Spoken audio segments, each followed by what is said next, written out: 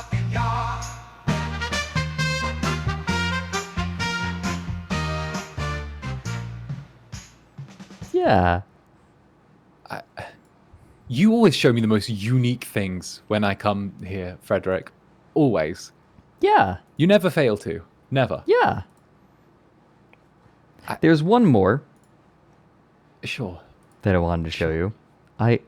I'm glad that here. If I can't be good, then I can at least be interesting. Also, thank you very much, 36. Thank you very much, Large William, for the 36 months and the mini dumpies. T-owl dumpy, T-owl dumpy, T-owl dumpy, T-owl dumpy. This one. There's a reason I want to show you this one. Okay. There's a reason. Arms are just fucking stuck like this. This ain't normal. What do I do? Now I gotta walk like a douche for the rest of my life. Now I gotta walk like a douche for the rest of my life. They are not going back to normal. Am I fucking gonna die? This isn't good. 16 months.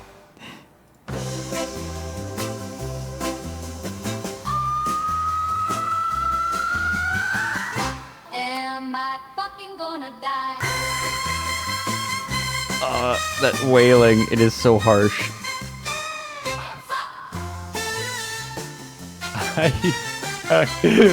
The art. Fuck. This isn't good. Now I gotta walk like a douche for the rest of my life. Now I gotta walk like a douche for the rest of my life. Rest of my life. Fuck. You get the idea. I get the idea. This is great. I think I don't know. I appreciate the effort that must have gone into all of that. Yeah, well, that's the thing. That's the thing, is that there was no effort, right? Like, Right. the effort was made. the effort I guess was just the concept. they made the lyrics and then they shoved it into a website that will make like the music for you. Oh my goodness. That's what makes it even funnier, is that there's no effort. There is no effort on the part of the person who made it. Right? The lyrics was the effort. Like, the lyrics are the funny part. The lyrics are the hard part. The humor's in the lyrics, but also just the fact that like it's kind of crazy. I know it's become more and more of a thing where it's like, you know, they plug in lyrics or computers to, you know, create music that sounds like it's from a different time period. That I know that's become more and more common a thing with I guess just shit posting in general. But I always do like, you know, the covers and stuff like that, and sort of the thought process that must go into, hey, I want to make something weird like this. Right. I think that the fact that like the music was so low effort makes it even funnier. Right. Like, oh, my arms are stuck like this. My arms are just fucking stuck like this. They're just fucking stuck like this for the rest of my life. I have to walk like a douche for the rest of my life.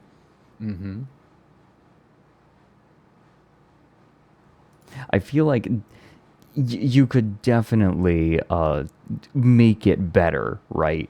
But then, like, you know how shit posts are funny partially because there's no effort put into them? That's what these AI songs feel like. Like, the moment that there is effort put into it is the moment that it, like, isn't as funny anymore. Yeah, it's kind of like the humor comes from not caring. Right, exactly. Like, yeah, actually, that's kind of probably the hinges best on way. it. Yeah, that's probably the best way to describe it. The humor is based around just not caring and just doing it. Right, exactly. I think, like, a lot of... there are funny songs with a lot of effort put into them, right? Like, I think of two trucks having sex. Two trucks having sex. I don't think I've heard that one. No. It's a Neil Cicierega song. Hold on. Okay, educate me. Here we go. It's Lemon Demon.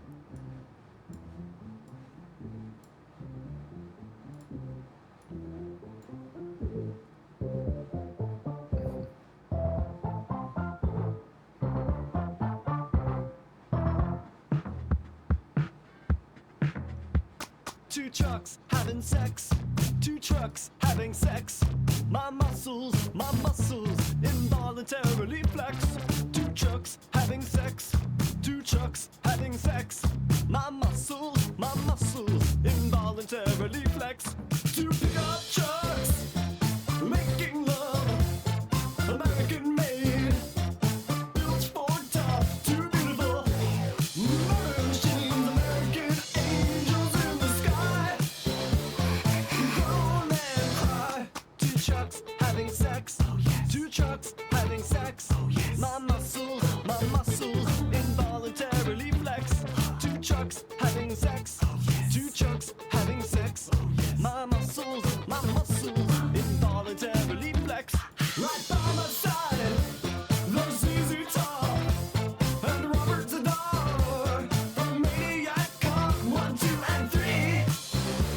This barbecue could bring you to your knees.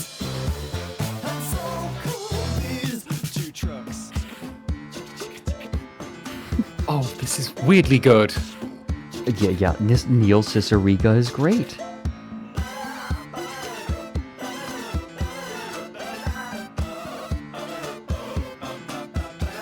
Two trucks holding hands. Two trucks holding hands. The passion is more than I can withstand. Two trucks holding hands. Two trucks holding hands. The passion, my big fat heart expands. Two pickup trucks, one cylinder block.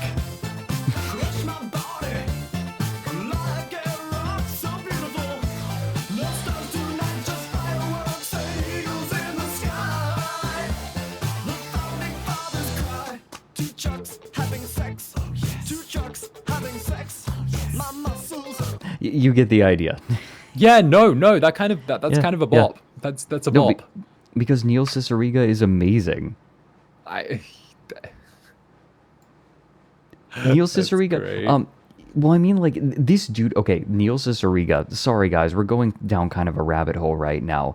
Neil Cicierega is behind a lot more internet stuff than you probably realize. Okay. For example, this. Okay. He made I'm being educated. Bustin'. Oh, here. Bustin'. You know this video? Bustin'. Parker Jr. Here we go with Ghostbusters.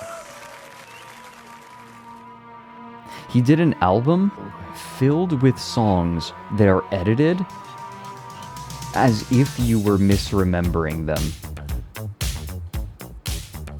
It's just a little wrong. It's just kind of wrong. It's something strange sleeping in your bed. Let me tell you something. It's something weird sleeping in your bed. Oh, let me tell you something. This just feels like getting old. Right? It feels like getting old and my memory's starting to go. Right?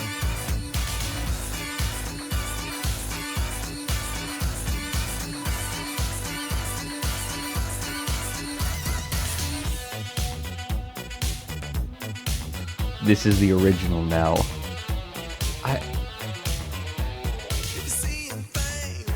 Sleeping in your bed.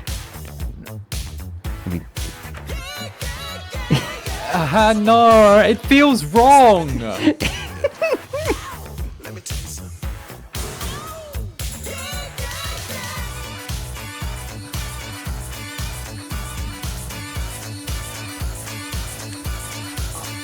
I'm still vibing to it, but it's so wrong. Right? Feels good.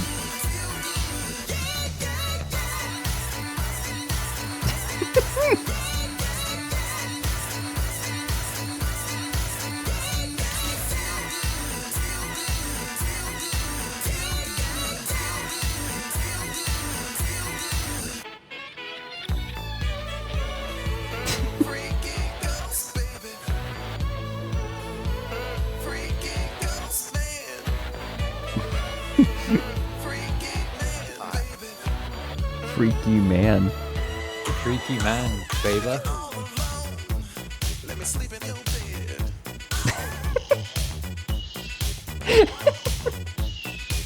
Let me tell you something. Sleeping makes me feel good.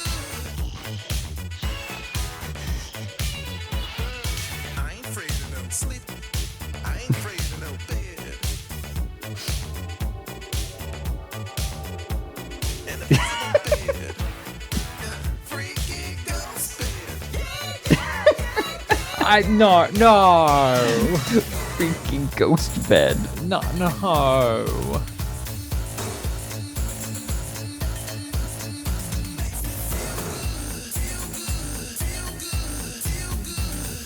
Bustin' makes him feel good.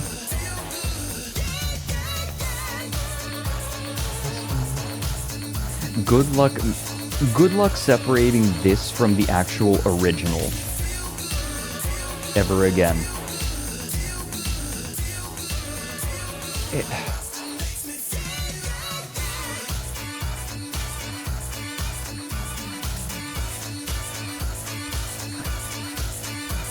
feel like you've cursed me by showing me this. Mm-hmm. It's like the You will monkey's never paw walk has away. curled one finger. You will never walk away from this stream unchanged. I will see to it. I feel like this is just a competition between you and Nick with who can traumatize me the most. Yeah. Oh yeah, we have a bet. Of course you do. The ASTRALINE pool is like up to $500 at this point.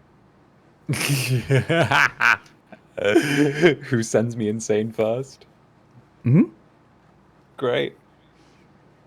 Yeah, who can Great. damage you more? Who can damage me more? No, see. Oh. No, see. This is ASTRALINE's path to dominance. We are just going to destroy every other VTuber in every other agency. But Fredrik, I'm such a nice little guy. Mm-hmm. Yeah. That's why you're the first target. Show mercy, Fredrik. I'm a nice little guy. No one ever made it to the top showing mercy, Zander. I'm a nice little guy. Neil also made this. If you're familiar. Oh lord. Brody Quest. No.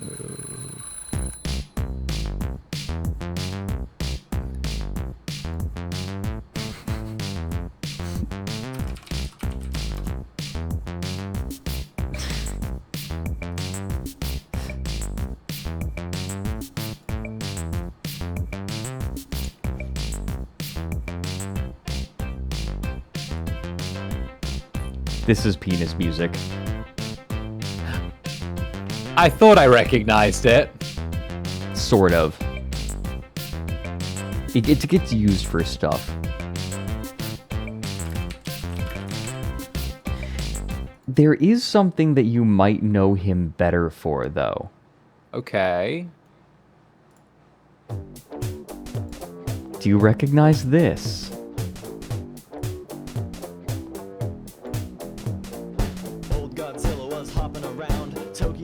Tokyo City like a big playground. Mm-hmm. No way. The same person.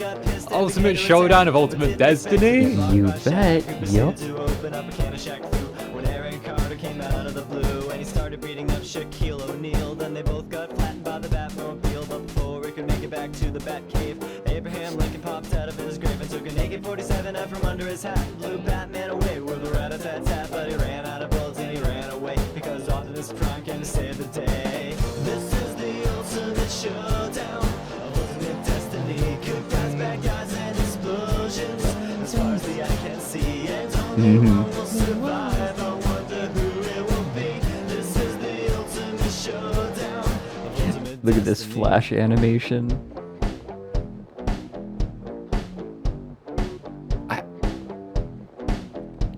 Godzilla took a bite out of Optimus Prime, like Scruff McGruff took a bite out of crime, and then Shaq came back covered in a tire track. But Jackie Chan jumped out and landed on his back, and Batman was injured and trying to get steady when Abraham Lincoln came back with a machete. But suddenly something caught his leg and he tripped. Indiana Jones took him out with his whip. Then he saw Godzilla sneaking up from behind, and he reached for his gun, which he just couldn't find cause Batman stole it and he shot and he missed. And Jackie Chan deflected it with his fist. Then it jumped in the air and he did a somersault while Abraham Lincoln tried to pull a fault onto Optimus Prime. But they collided in the air, then they both got hit by a Care Bear stare. I forgot how good this is. This is such a classic. It is. I'm gonna get to the Chuck Norris part at least.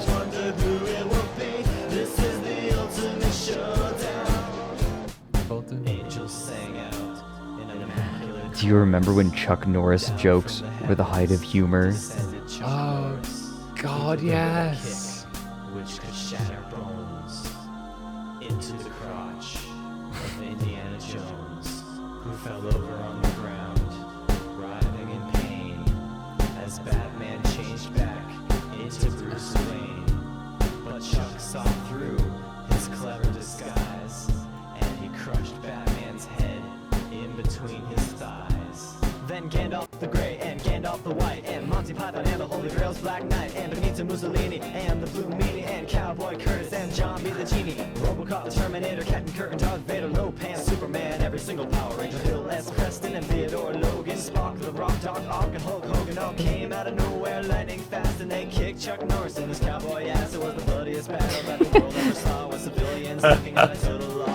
The fight raged on for a century, many lives were claimed, but eventually the champion stood. The rest saw their better, Mr. Rogers in a bloodstained sweater. This is the ultimate showdown.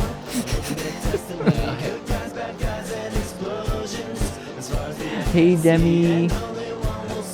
Goodness.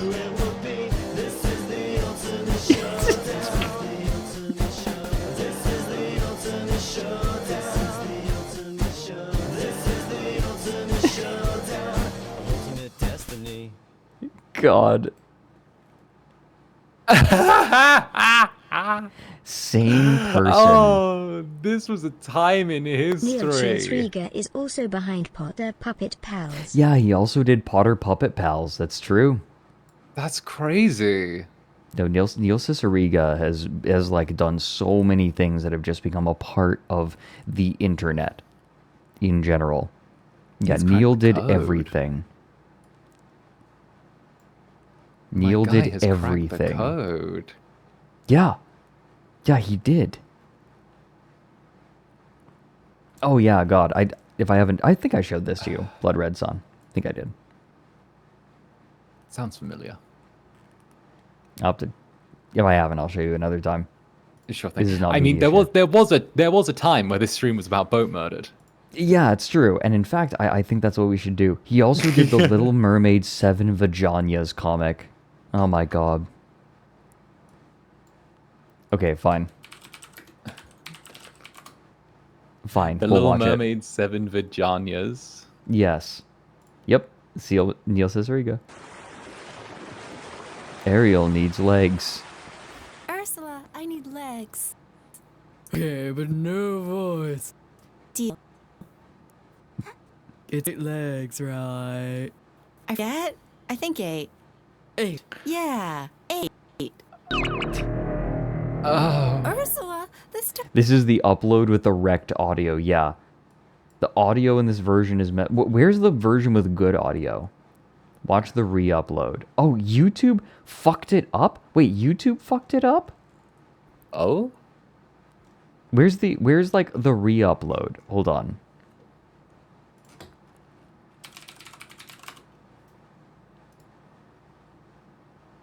The file got corrupted. Oh my God. Aw. Re-upload? Here we go. Re-upload. This should fix it. Ursula, I need legs. Okay, but no voice. Deal. It's 8 legs, right? I forget? I think 8. 8. Yeah, 8. 8.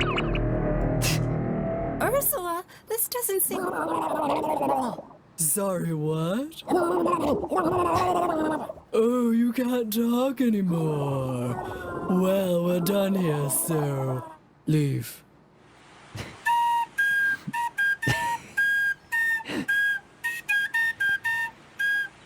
Shit, it has 2 legs. Shit. This dress will work. Who the dink is that noise? Wow, you're pretty. Cool dress. I love his voice so much. Yeah, His no, voice I is love so that. perfect. Noise. Wow, you're pretty.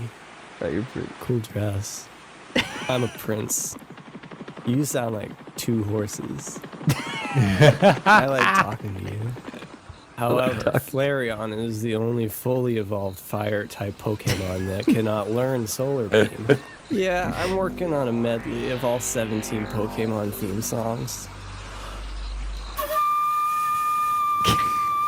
Oh, I can't not fuck him.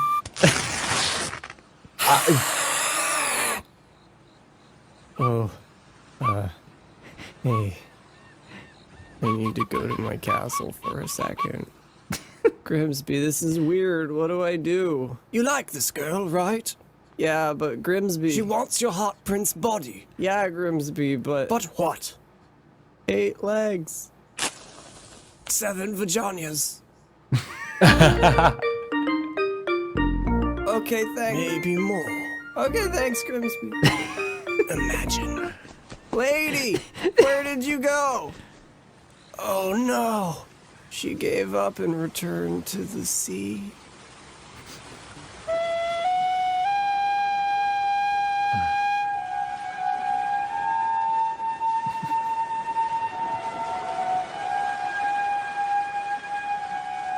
Ariel, I guess you never had a leg to stand on. Oh no.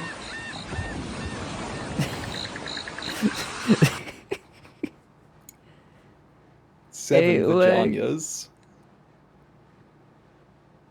What do I do? You like this girl, right?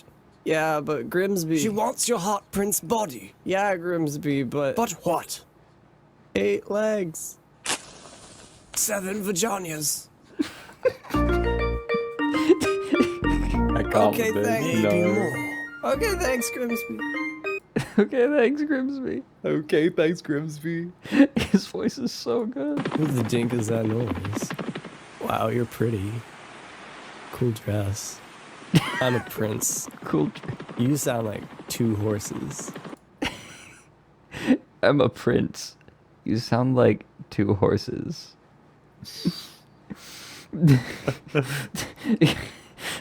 That's like such a great pickup line. You know, just go up to someone and be like, "Hi, I'm a prince. I'm a prince. You sound like 2 horses." You sound like 2 horses. Why is he so perfect? He's like, that was great. Anyways, his voice for this is perfect. Like, I can't explain it. Wow, you're pretty. You're Cool dress. Cool dress. Cool dress. Anyways, now that this sideline is done, we can actually do Boatmurdered. It's 2 hours into the stream and we're just now getting to the topic. Yeah, that's what happens when we stream together. Yeah. No one ever leaves this stream the same person. Oh, right, one other thing. Oh. Neri, the a good friend and also a moderator on this channel, did a render test. I saw this!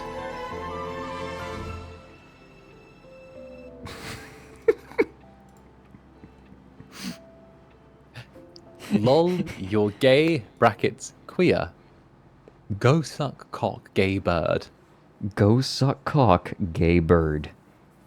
Go suck cock, gay bird. Why is queer in parentheses? Gay queer.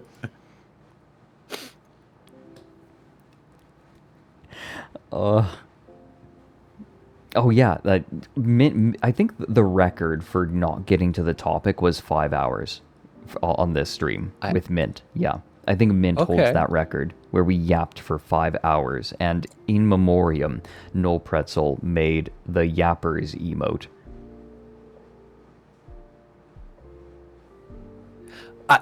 You know, I respect that. I respect the 5-hour grind, the devotion there in order to hit 5 hours of yapping with not hitting the core topic. You ever meet someone that is just so easy to talk with? That's that's mint. That's mint for me. Just insanely easy to talk with, mint. No, we have not gotten to the main topic yet. But before we do, I think that a tea break might be in order.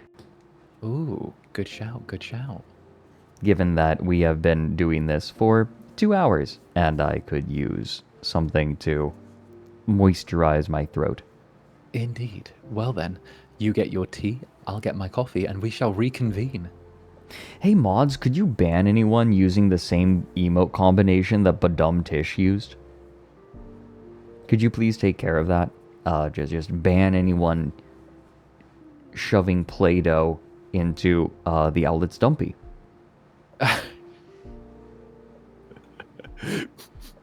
Just ban them.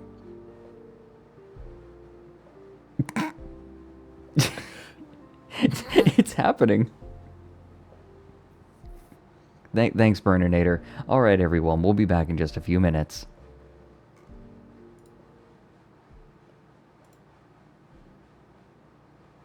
Uh-oh. Uh-oh. Transition broke. Oh dear. Oh, whatever. Okay, be right back, everyone.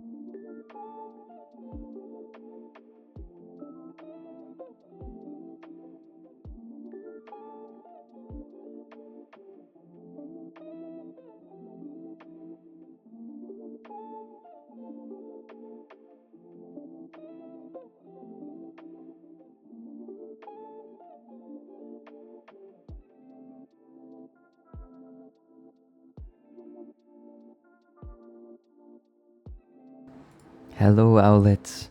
Hello, netherlings. We are back. Hello. Oh, I think Zander might still be setting up. Alaman, I am using a Wilsense kettle. However, it does not work in Europe. Oh. I had to get another kettle for Europe. But this one is nice. Mm-hmm. Hello, I literally knocked everything over as I sat down and said I was good. Oh, okay. Understood. It's a classic Zander move. The Netherlings have learned to expect me to knock things over. Okay. Well, are you ready, Zander, to learn about ready. Boatmurdered? Let me go ahead and let people on Twitter know that we're finally getting into the topic. We're finally getting into the actual, like, part of the stream where stuff happens. And by stuff happens, I mean the topic. Yep, it's the wing. Yeah, I always blame it on the wing. My chat know, whenever I knock stuff over, I blame it on my wing, because it's just big and unwieldy. Let me go ahead and pull up Boatmurdered. Boatmurdered. The LP archive. Here we go. We need to get to, I think 26 was where we left off, correct? Indeed, 26. I actually made a note of it and everything. Excellent. Here we go. Perfect. Shall we begin? Let us begin.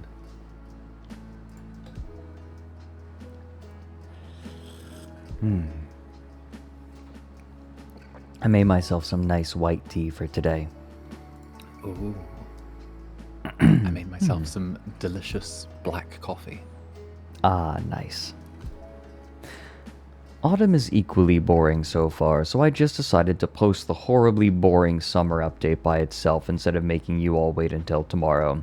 Seriously, there's like nothing going on. I got a bad year, I think.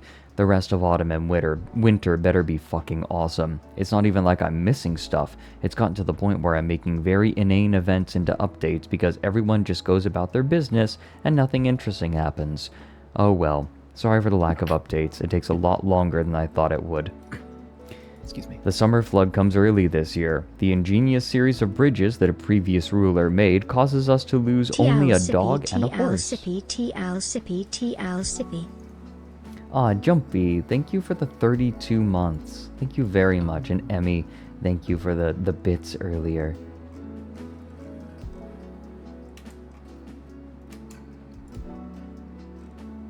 Shortly after the flooding, the human caravans arrive bringing several wagons. Among the humans is a diplomat. Weemad Lootpully. Weemad Lootpully. Everything okay, Zander? Oh, yeah, no, sorry, I had to sneeze for a second. Oh, okay. Don't mind me. One of our sword dwarves seems to have gone to great lengths to get a drink of water, instead of, going to the river edge or a well like a normal dwarf. He wades out into the waters and is now stranded. I hope the idiot dies, but sadly he does not. Oh my god, he is stranded. Look at him there. Here comes the river, and then he's just... Hi. Oh, he's just there, isn't he? Yeah.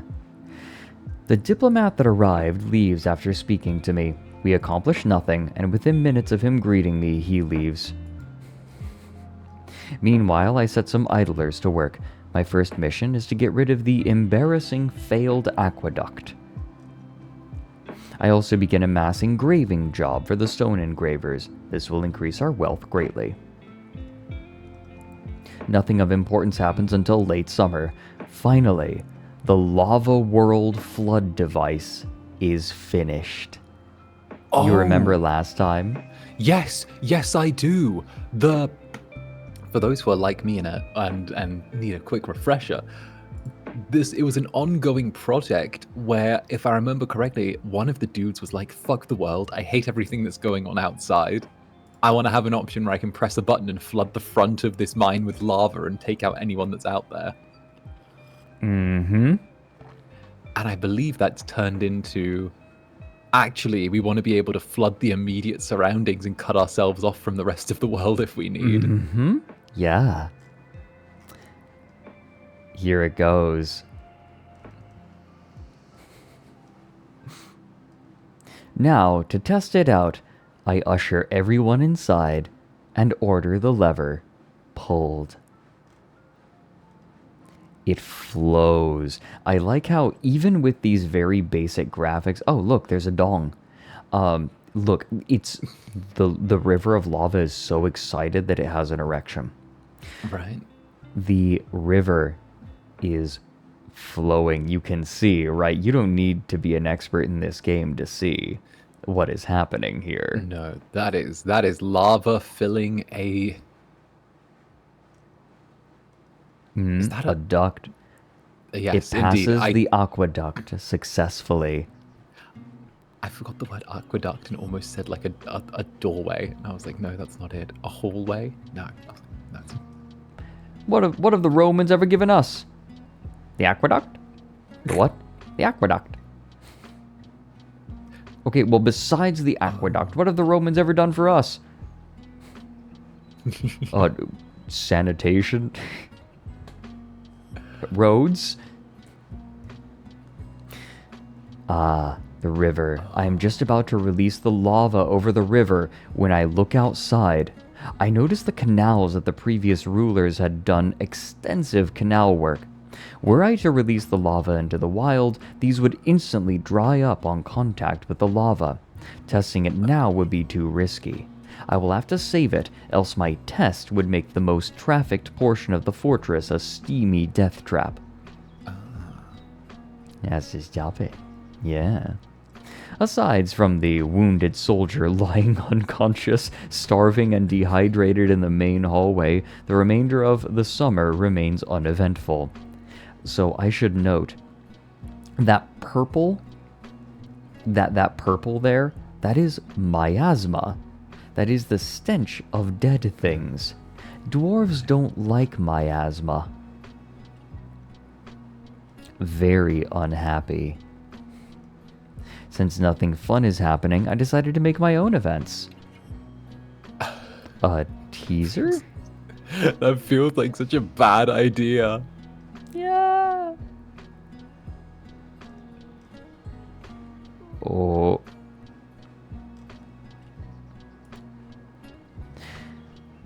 Alright. Let's see. So they have 921,000 created wealth. Mostly armor and garb. Oh, and just random assorted objects. Okay. The autumn of 1057 starts with death. Just 2 days into the season, a jeweler who had been sentenced to 3 weeks in jail dies of thirst. You were saying?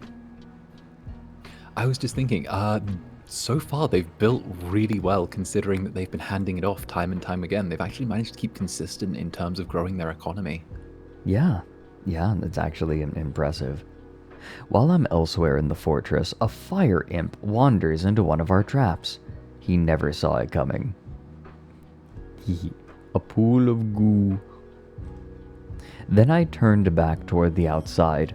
The Masons Guild leader is injured and knocked unconscious by elephants. They don't seem to finish him off. Then, to make matters better, one of our more skilled metalsmiths is taken by a fey mood. This fuck better make something decent. Uh-oh. He claims a magma forge. Thankfully, we have what he needs for now. Not long after, the dwarven caravan arrives with the city liaison. While the dwarves are busy offloading their goods, we get a visit from a few goblin snatchers. One is caught and killed in the trap. The other attempts to run. Seconds later, I get a notice that the Fey dwarf has begun a construction. I bet it has elephants on it. Then I get another report of goblin thieves. 2 more step into the traps. Fucking idiots. Meanwhile, I speak to the liaison about goods for the next caravan. They have nothing to really offer, but more seeds is never a problem, so I ask for them. Just as a mason went out to retrieve the wounded Mason Guild's noble, a horde of mandrills attack. He tries to fend them off, but is taken down. The mason arrives to find his boss dead and also begins fighting the mandrills. The mason runs and the mandrills dart for the trade depot. The caravan's axe dwarves head them off, however, making my deployment useless. Damn. The mandrills are all killed, and the axe dwarfs head back to their caravan. A second later, the metalsmith finishes his artifact. Oh hey, fucking elephants. How unpredictable. This is a silver amulet. Oh, Archimirtir Vunum sub. Race dangles the lung of dripping. A silver amulet. This is a silver amulet. Allcraft's dwarf ship is of the highest quality. It is encircled with bands of silver. On the item is an image of a dwarf and an elephant in silver. The dwarf is making a plaintive gesture. The elephant is striking a menacing pose. Elephants have become so ingrained in the culture of Boatmurdered at this point. They have. It begins. Right. Like, I feel like the groundwork has been laid. We seem to have a bit of a miasma problem, so I assign a few dwarves to clean up. What the fuck? Mid-autumn migrants. As if we didn't have enough already. Oh well, it's only about 8 of them. Whoa. Out of fucking nowhere. Oh, you know what? Hold on. Every time elephants come up, I want to do something. Oh, okay. Because elephants in this graphical style of Dwarf Fortress are represented with an E, so I figure E. Powerful. We'll have that just in case. So, Miasma. Whoa. Out of fucking nowhere, I get a message that Torret Doge has been struck down. I can't find the body anywhere, though. I search all over for a sign of battle outside, but there is none. With that, autumn is pretty much over. Nothing else of note happens. The dwarves continue being fucking idiots. One jeweler starves to death in a jail, and I search for more ore. Oh, try going to the unit screen, picking the corpse, and hitting C or whatever the zoom to creature key is. That works sometimes. I must be avenged. Okay, I tried that, but it didn't work at the time. They somehow retrieved your body and you're now resting in your tomb, or you would be if the dwarves weren't bogged down with 1,000 orders. By the way, your tomb pales in comparison to mine. Yours? Mine. Very nice. That wooden table is an artifact. This is one of the things I made when there was literally nothing happening during early summer to early mid-autumn. Not as awesome as that fully engraved one, but for some reason the good engravers are resting in jail, even though they were never jailed and are dying. Hooray, Dwarven justice system.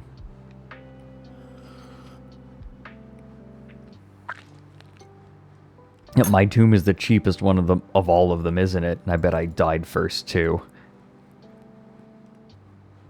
Hooray! Winter has finally arrived, the final stretch before my year term is over. It starts off well enough. A metalsmith starves to death. I assume he was jailed for disobeying orders and none of the lazy-ass dwarves fed him. Our coin vault finally finishes. It contains the fortress's supply of coins. It is protected by first a door of pure steel, followed by one of pure platinum. Oh my god. The late Torret Doge's corpse is finally placed in his tomb. Since nothing is happening, I decide to set some traps in various areas. I catch a spider. Hooray! I know that cave spider silk is very valuable. Remember when I said shit was getting boring? I take that back. I have no idea what the fuck just happened. I was cleaning up outside a bit and mining out useless areas. By the gods. Flood. Oh, it's a flood.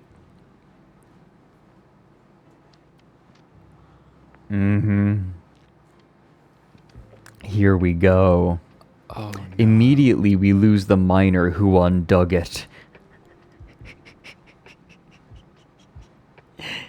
The rest of those stranded outside are safe, for now. I get an idea to possibly save the fortress. If I release the lava I have trapped up, it will evaporate the water on contact. With nothing to lose, I do it. The lava is released and hits the water. There it is, that's steam. Steam from the steamed clams we're having. The steamed dwarves. It continues spreading and steaming up. Sadly, the dwarves trapped outside are unable to flee. They either die horrible deaths due to scalding or due to being burned alive in the lava. Poor dog. Aw. Oh, it's just they're melting with hot steam. Yeah, in case you were wondering, we ended last stream just before things were, getting interesting in Boatmurdered. After a while, it clears up. All the goods outside the fortress are burnt, but they can't be recovered. The fortress is saved. But at a terrible cost. A tax collector died, two Marks dwarves died, and one of the combat squads was annihilated. Look at the outside. This is the river. We did it, Patrick. We saved the fortress. You could make someone fireproof by slowly melting the fat off their body. That is... You know what that reminds me of, Starry? That reminds me of the person who is trying to, like, build their immunity to bullets by shooting themselves with progressively larger and larger calibers. Like, first they started with like, airsoft guns, and then they, like, were doing paintballs, and eventually they, were like, alright, time to shoot myself with the 9mm. After everything settles down, I decide to engrave some things in my future tomb. Clearly, I have suffered some sort of trauma. The old... Are you kidding me? Igar Sholil Biban. The old stick of balls. This... Are you kidding me? I forgot about this. The old stick of balls.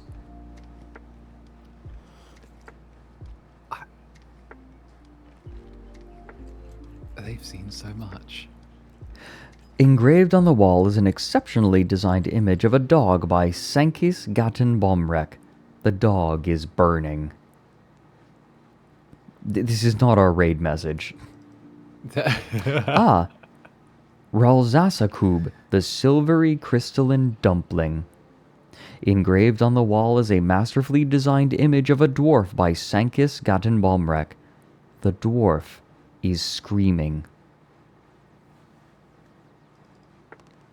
Things begin settling down and finally become normal again as winter starts to come to a close. A dwarf becomes possessed. Yay! He claims a crafts dwarf workshop. Later begins production. Winter comes to a close. I am now retiring after only a year. Hopefully the next ruler is up to the task of rebuilding the outside and refilling the channels. Luckily, I finished my tomb before my reign ended. I now retire. Population of 91. How much food do they have? Oh, they have lots of food. Oh. Oh, there's a discrepancy here, Zander. Oh? Do you see it?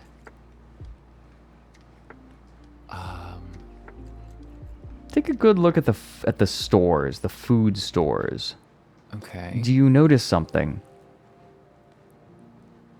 I see... There's very little in the way of Oh, we're in the fish. way.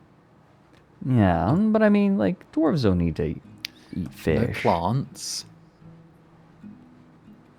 Do you see a discrepancy? Hey, chat, do you see the discrepancy? Lots of other. Only 10 drinks. Oh! You have an entire fortress filled with 91 alcoholics. And you have 10 beers. Oh!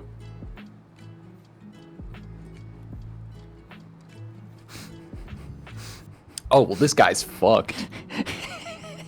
Whoever picks up after him's gonna deal with a lot.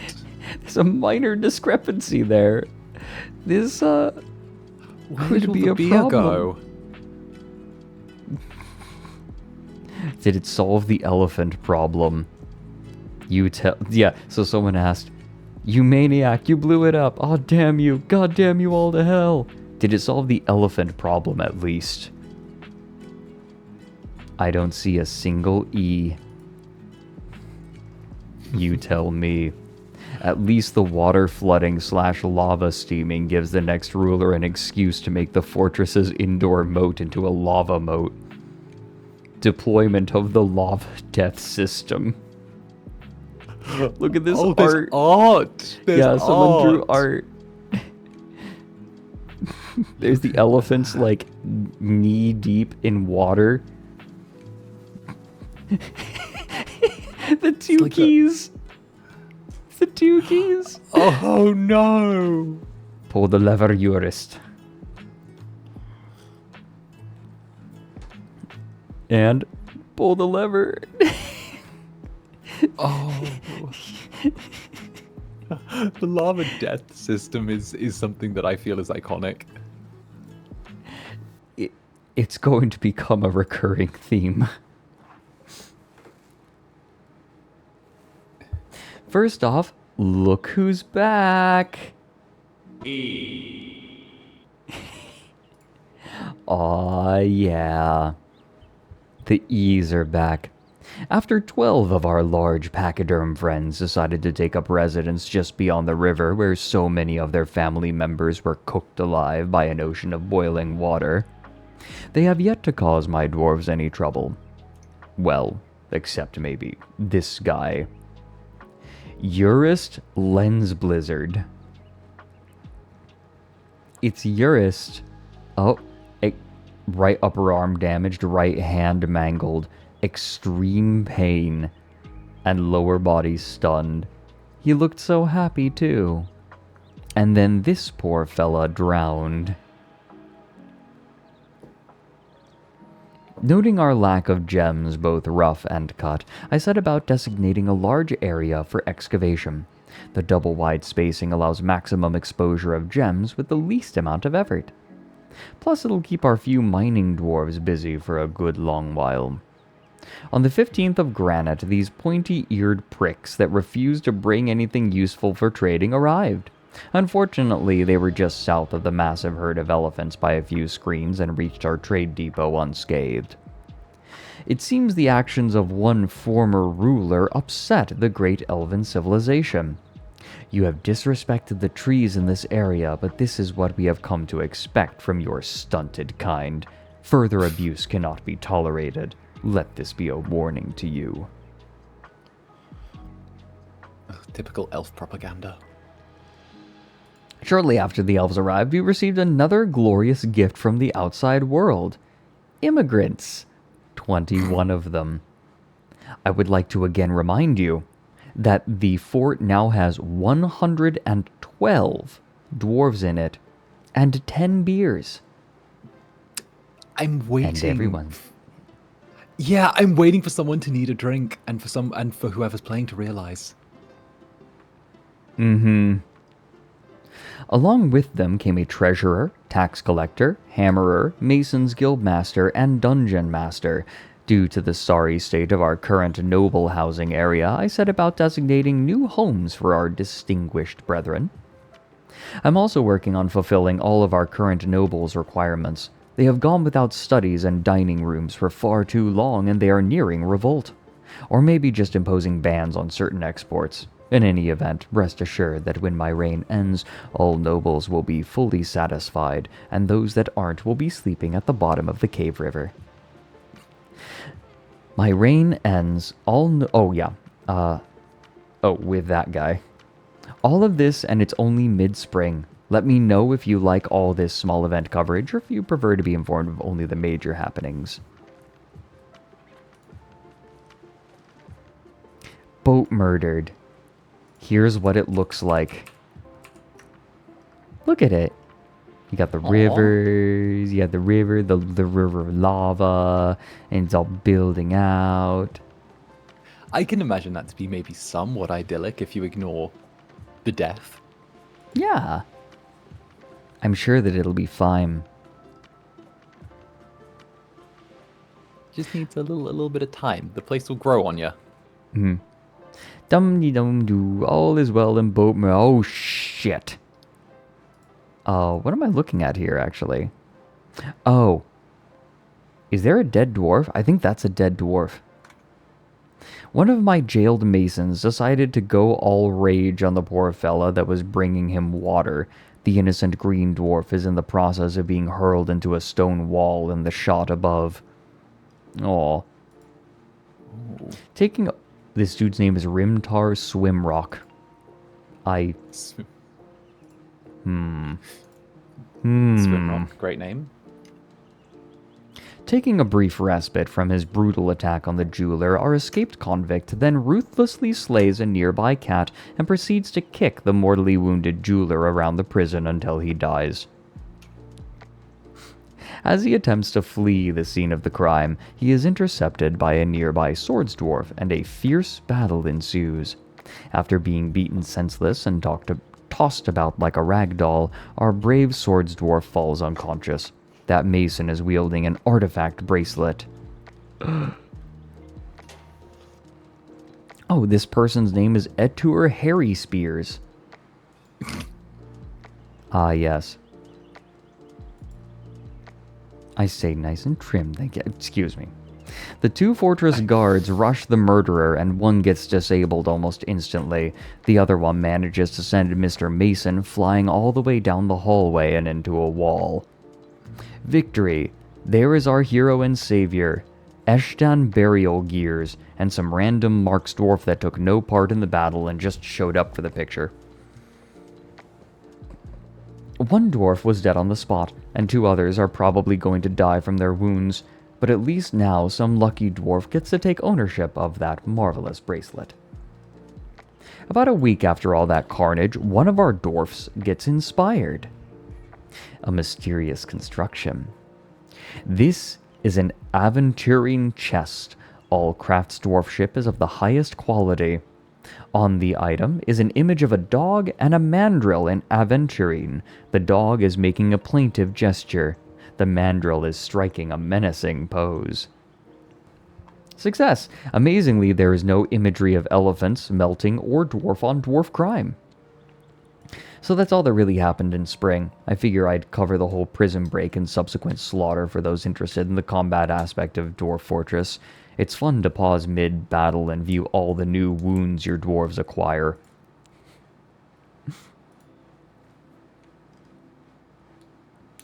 Oh, nothing really important happened during the seasons I played anyway, so someone might have better luck with interesting updates. Oh, at this point, Astronautonomicon becomes unable to complete his term. The fortress was reverted to the end of Senkis' turn and was handed over to Unknowing as if Astro's turn had not happened. In the resulting downtime, Stark raving mad went on an exploration of an alternate universe Boatmurdered in adventure mode to check out the detail on the artwork our dwarves had created thus far. We can probably skip through this. But we can see some of the we can see some of the artwork that was made. Would you guys like to peruse the artwork of Boatmurdered? How do you feel, Owlets, Netherlings? Some classic dwarf artwork. You can see a variety of things, such as elephants and elephants stepping on dwarves. The elephants have a menacing look to them. Yeah, I wonder. The Tomb of Bees. Engraved on the floor is a superiorly designed image of Zasset Geared-Mountain the dwarf and Soreship the Youthful Spasm. Soreship the Youthful Spasm the elephant by Tourette Doge Regunib. Soreship the Youthful Spasm is striking down Zasset Geared-Mountain. The artwork relates to the killing of Zasset Geared-Mountain by Soreship the Youthful Spasm in Boatmurdered in the early summer of 1056. Oh yeah, it just like carried on here. The Amazement of Froth. Engraved on the floor is an exceptionally designed image of Sodel Lockpainted the dwarf and Lung Despair the Nettle of Meditating the elephant by Sancus Gatton Bomrek. Lung Despair the Nettle of Meditating is striking down Sodel Lockpainted. The artwork relates to the killing of Sodel Lockpainted by Lung Despair the Nettle of Meditating in Boatmurdered. Let's see.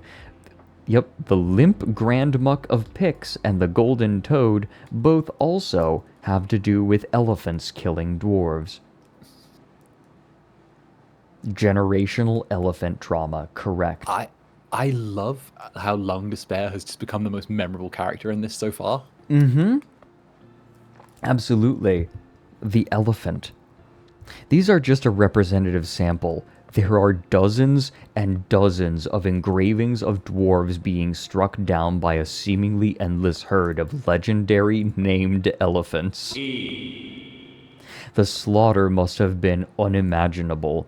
I cannot conceive of what they must have done to engender this much hatred from the elephants. It seems they did fight back and eventually triumph against the elephants, however. So the great elephant, so we have the pulpy constructive ghoul.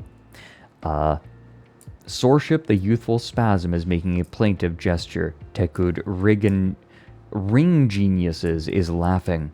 The artwork relates to the mortal wounding of Soreship the Youthful Spasm by Tekud Ring Geniuses in Boatmurdered. So the great elephant attacks do not provide a clear reason why Boatmurdered was eventually lost. Their numbers were probably weakened by these elephant attacks, however, and it seems some dwarves died from their wounds or from starvation or dehydration while wounded.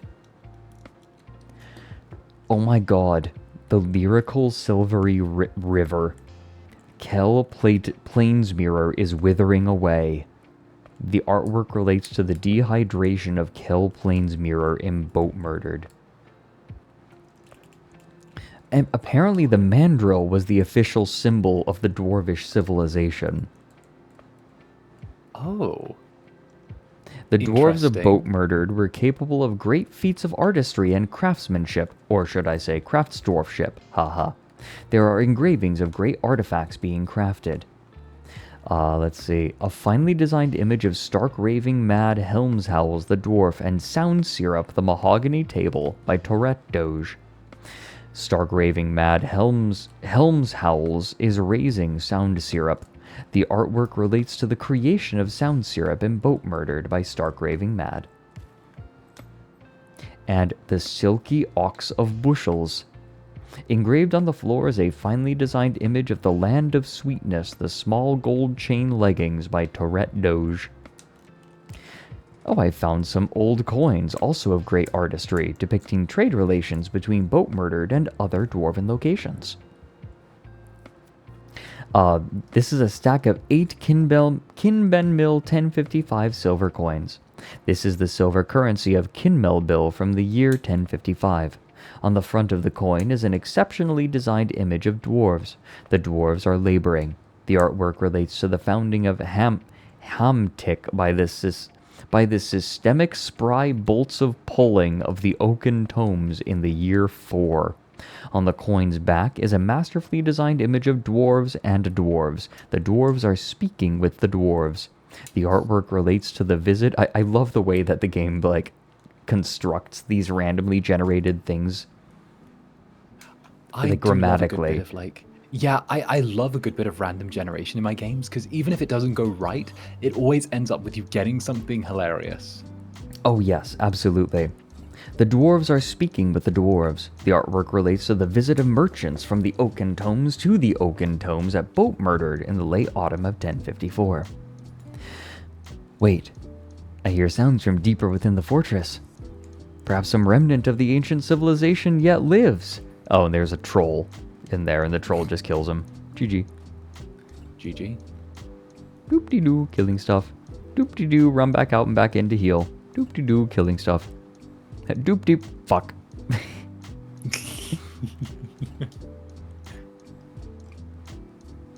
This is so, like, I love this shit, right? I want to do this with my Dwarf Fortress and see everything that was made. The stories that have come out of playing Dwarf Fortress so far have been amazing. Like, the sheer lore that is built up in Dwarf Fortress is so satisfying. I love it so much. Like, insane things happen, right? Like, everyone goes outside, gets rained on, everyone gets pissed, and then just starts a massacre of raccoons. That happens. Sounds so ridiculous when you just say it like that. Yes. You know? Yeah. But that's why there was a raccoon massacre, as everyone was pissed off after getting rained on. Right. To me, it just seems absolutely hilarious because it doesn't have any rhyme or reason, you know? Right. Well, that's the thing, is that usually there is some reason to it. It's just that when you follow, it is absurd the line of things that happens to make something else happen. Right. Like, oh, we're running low on drink, so I send everyone out to go and pick peaches and pick berries. Everyone goes out and picks peaches and berries, but then they get rained on. This makes them mad, especially because a lot of them don't really have bedrooms yet, so and they just arrived, so they're generally kind of meh. And so a lot of them have unmet needs, and because of that timing, they get pissed off, and there are a lot of raccoons around who have been stealing shit, so they decide, let's take care of the pest problem. Like, it makes perfect sense. Right. It just it's also feels effect. insane. Yeah, it's such a butterfly effect thing of sends them out to pick peaches, proceeds to beat a series of raccoons to death in more and more brutal ways. Yeah. And I really love that about Dwarf Fortress, is when you have complex enough systems like this, you get incredible things happening. Most of these random things don't end up having an effect, but if there are enough of them, then some of them will interact with one another and create incredible things. And I love it. I just absolutely love it. It's just the how do I put it? It's like a stack of playing cards. I think that's the best way to put it, you know? Yeah. And eventually something's going to cause everything to fall down, but you don't know what that's going to be. Whether it's the dwarf that stubbed his toe or the one that's got a tooth infection, you know? Or the lava that you're keeping in the walls. Oh, Stark Raving Mad is back, by the way. Here's directions to Boatmurdered from the main map for anyone who wants to go explore it in adventure mode for one of the previous saves. I had a bitch of a time finding it the first time, so I figured I'd save anyone who wants to go look at it sometime. Let's see. Oh, they just give... It's just archived, right? Directions to it. So they're just doing adventure mode and checking things out. Yes. We have more pieces of art. The Slime of Sweat. Engraved on the wall is a finely designed image of Ingish Wheelsidal, the dwarf, and two dogs by Tourette Doge. Ingish Wheelsidal is embracing the two dogs. A dwarf's love for dogs memorialized for all time. Aww. I love dogs. The dwarf is speaking to the dwarf elf whoever engravings all seem to be documenting visits from trade caravans. And someone knew their history. It's a finely designed image of Bewa Kindness Tarnished, the demon, by Tourette Doge. Bewa Kindness Tarnished is cringing. Cringe. The artwork relates to the imprisonment of Bewa Kindness Tarnished in adamantine deep within the smooth points of pride in a time before time. The Goblin Siege. The Griffin of Freezing. It's a superiorly designed image of goblins and dwarves by Tourette Doge. The goblins are fighting with the dwarves. The artwork relates to the attack on the persuasive bodices of the oaken tomes at Boatmurdered by the Lucid Sin in the early winter of 1055. Oh, and lots of engravings documenting the Great Magma Flood of 1057. Flood. Engraved on the floor is a superiorly designed image of Royal Hairs, the elephant, by Tourette Doge. Royal Hairs is screaming. The artwork relates to the killing of Royal Hairs in Boatmurdered in the early winter of 1054. They've also found the old stick of balls. Oh, the legacy item. Mm-hmm.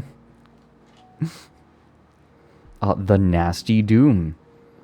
Ace Nightcopper the Dwarf by Sankis Gadenbaumrek.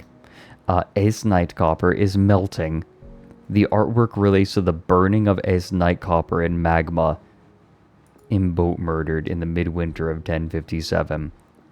The Silvery Crystalline Dumpling, we also saw this one, and the Red Slaughter. It's an exceptionally designed image of Seabrek Mawdors the dog. Seabrek Mawdors is melting. The artwork relates to the scalding of Seabrek Mawdors in Boatmurdered in the midwinter of 1057. Back to Our Game by Unknowing. Granite 2nd, 1058. It has been 2 hard weeks since Mother evicted me, but I still stand by my decision. It is unfortunate that she does not understand the trials and tribulations of a budding storyteller. Who does she think she is, telling me I either need to find real work or leave my house? My colleagues and I were not simply playing wizards and warlocks, we were formulating ideas for the world's next great work of literature as a collective. Granite 5, 1058. My travels have brought me to the dwarven city of Boatmurdered. My diminutive stature and full beard have led its citizens to accept me as one of their own. How fortuitous. The efficient yet handsome architecture of the city leaves me in awe. 8th of Granite, 1058. The dwarves seem unfamiliar with wizards and warlocks, but tales of my exploits as a traveling war mage have been well received. In light of the recent loss of their esteemed ruler, they wish me to serve as a guiding hand in the development of the city. Naturally, I accepted. And you said I would never amount to anything, Mother. I like this guy. I like this guy. Zander relates. Yes. Mid-spring, 1058. The construction of the Sanctus Ceremen, the sacred temple of the gods, is well underway. The dwarves unfortunately fail to recognize the scope of my success in this project. I will soon be the first man to realize the creation of an exact replica of this most famous of locations from wizards and warlocks. Nonetheless, the dwarves do appreciate my skill in architecture. Is that a... Late spring, 1058. The past week has been a great disappointment. The elven traders who arrived 10 days past left quite livid earlier this afternoon. In traveling to our humble abode, they had become quite displeased with the voracity of our lumber industry. Attempts to console them went awry when they took great offense to my offering of fine fishbone earrings. Alas, I had wished to hear the melodious elf songs of wizards and warlocks' fame. You have disrespected the trees in this area, but this is what we have come to expect. Yeah. Early summer, 1058. This place is truly becoming a bore. Not a single dwarf among the entire population knows of the wonders of wizards and warlocks. All attempts to teach them have been rebuffed with laughter. No one else seems to understand the importance of wizards and warlocks. I have ordered the construction of a bridge across the magma chasm. The area beyond has the perfect ambience to be the site of my further endeavors to bring the Wizards and Warlocks universe to life. Midsummer 1058. The dwarves are becoming nervous as construction progresses further into the mountain. I reassure them that my magic is mighty enough to conquer any creatures that may lurk in the depths. Late summer 1058. Disaster has struck. Progress on the antechamber of darkness came to a standstill when the inhabitants of the abyss, drawn by the dismal atmosphere of the structure, came to roost. Before I could reach the site to provide aid, it was already too late for our poor advanced miners. The halls echoed with a cacophony of screams from the unspeakable atrocities the dwarves endured before succumbing to the sweet embrace of death. On the positive side, progress on my novel has increased exponentially. Welcome in, Lilith. Everyone give him a sniff. Late summer, 1058. The situation has taken a turn for the worse. The demons have begun encroaching upon the central fortress. All attempts to repel the monsters with magic has failed. Never before have I suffered such an unfortunate string of failed attack rolls. The fortress guard has been deployed to fight in my stead whilst I renew my supply of magic missiles. Early fall, 1058. It seems the entire fortress has lost confidence in my abilities as a leader. I admit the untimely failure of my magics was unfortunate, but I was able to guide, from a safe distance, the fortress guard into victory over the demons. All things considered, the battle went quite smoothly. I hardly see why the dwarves live in such great fear of the creatures in the depths. Oh my, that is a lot of dead dwarves. 1, 2, 3, 4, 5, 6, 7, 8, 9, 10. 10 dead dwarves. I'm aware of the fact that the drink problem still hasn't been handled. I really wonder.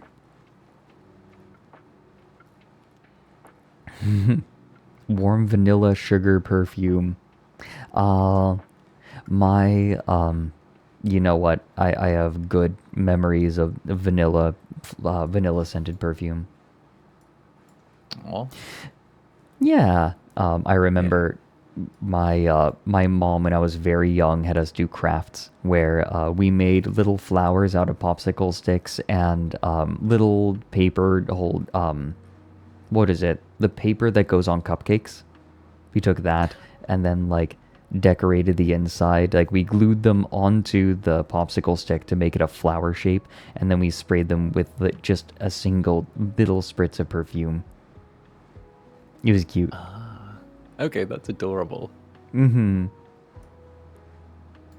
Yeah. I thought that after the defeat of the tentacle monsters, I would be able to relax and recover from the horrible damage my reputation has incurred. Alas, it was not to be. A mere 5 days later, a forager returned to the city with alarming news. Goblins, envious of the fame and fortune I had brought to Boatmurdered, were en route with the intention to lay siege to my city. Late fall. The dwarves continue to go about business as usual, despite the presence of goblins just outside the fortress. They are confident that goblin intelligence cannot outmatch the defensive power of dwarven door technology. I, however, am not so sure. Tonight I will use the predictive power of dice to determine whether or not the goblins can divine a method with which to breach the doors. As expected, I was quite correct in my assumptions. I rolled a natural 20 in the goblin leader's stead, and thus the doors will be breached tonight. There is a 20-minute break between guard shifts shortly before midnight. Preparations are almost complete. Early winter. After several days of fighting, the entirety of the goblin forces have been driven from the city or slain. Although no one knows how the goblins were able to enter the fortress, my leadership abilities have once again been called into question. Once their investigation of the past year's events is completed, I will be called before the tribunal for questioning. How many dwarves died here?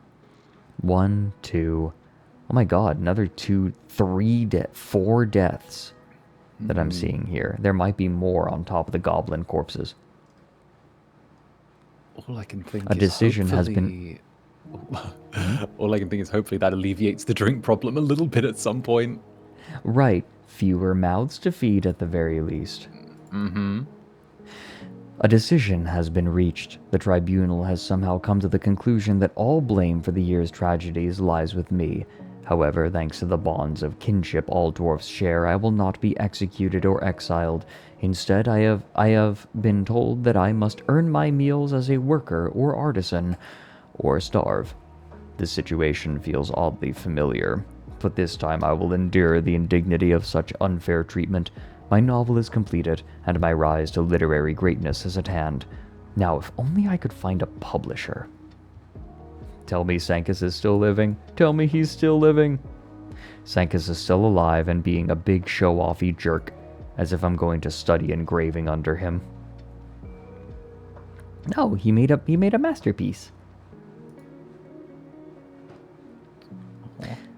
It passes again to cross quantum. While I'm working on my turn, here's a map of the fortress as it currently stands. It's growing out. Oh, look at that. Dug out down here. That's actually really nice. Yeah, I really enjoy the geometry of Dwarf Fortress and how the fortresses naturally build out. Same. I think I mentioned to you last stream about how I have a similar thing for Frostpunk. Yeah.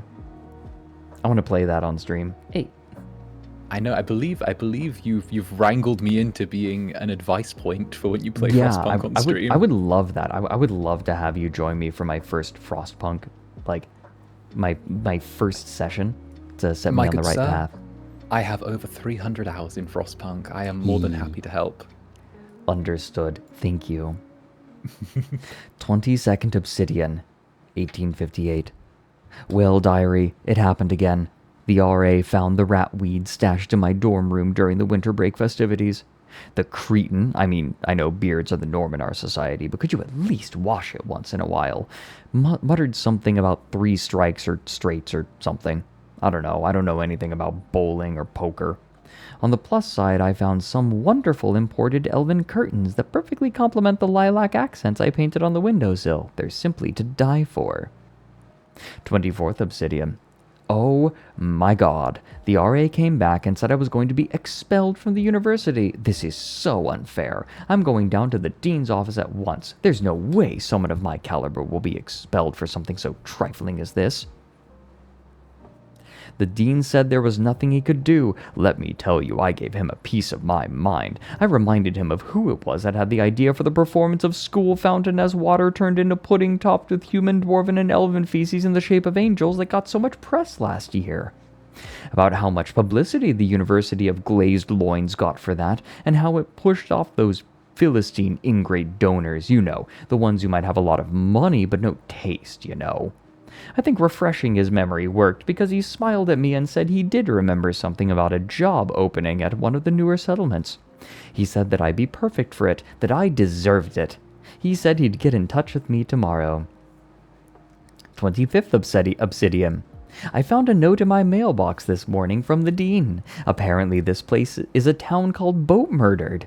God, I hate how all these suburban developers give their stupid little towns such boring, faux pastoral names. Anyway, apparently the place is in some need of some sprucing up. Something about how all the local interior decorators are fixated on elephants for some reason. And they need some new blood to come and reinvigorate their living spaces. I'm so excited, my first real-world job, and I'm in charge of a whole town's interior design needs. I bought tickets for the next caravan right away, and we leave in an hour. If all goes well, I'll arrive by the 1st. Foreshadowing is a literary device. Welcome in, Vivid Dreams.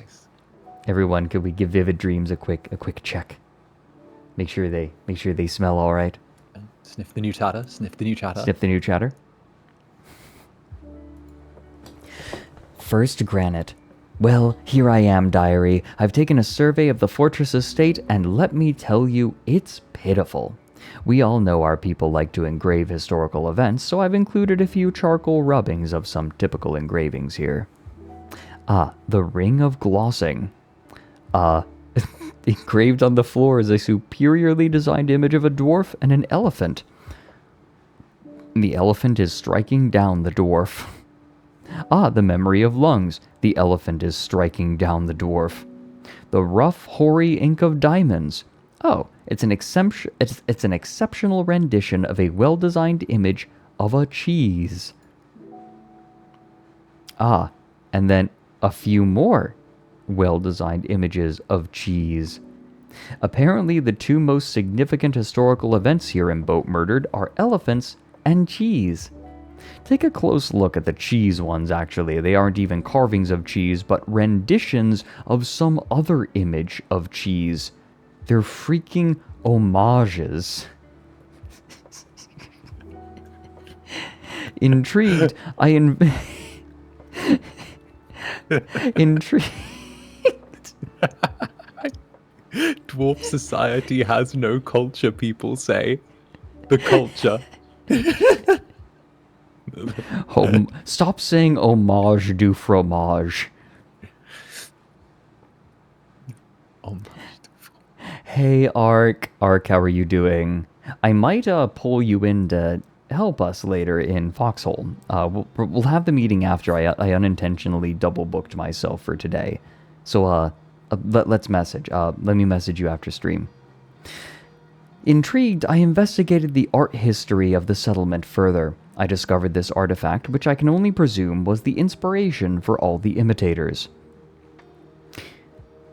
Glorious Fatal, the Points of Spring, a Moonstone Bra. I assume it's short for bracelet. This is a Moonstone bracelet. All Crafts dwarfship is of the highest quality. It is decorated with moonstone and mahogany and encircled with bands of onyx, mandrill bone, and silver. This object menaces with spikes of jet. On the item is an image of a mandrill and a dog in moonstone. The dog is striking down the mandrill. On the item is an image of an elephant and a dwarf in rope reed. The elephant is making a plaintive gesture. The dwarf is laughing. On this item is an image of a cheese in clear glass. I think we saw this last week. Oh yeah, that's the cheese. It's the cheese in clear glass. It's the cheese. Yeah. Like I remember that wasn't created by someone in a fey mood, was it? Was it? I think it was. I think it was. Yeah. Yeah. Having viewed it for myself, I must agree that this image of a cheese speaks to the dwarven spirit and will be a cultural treasure for generations to come.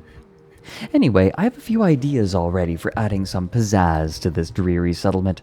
For starters, this place needs more openness, so I've placed an order for windows to be made and installed to improve the ambience. I've gotten the ball rolling on some other projects as well, but you'll just have to wait and see about those. P.S. Apparently this job comes with some sort of clerical duties or something, I don't know. When I got here, the people kept asking me questions about farming and fighting demons and stuff. Hello? Do I look like I know anything about that?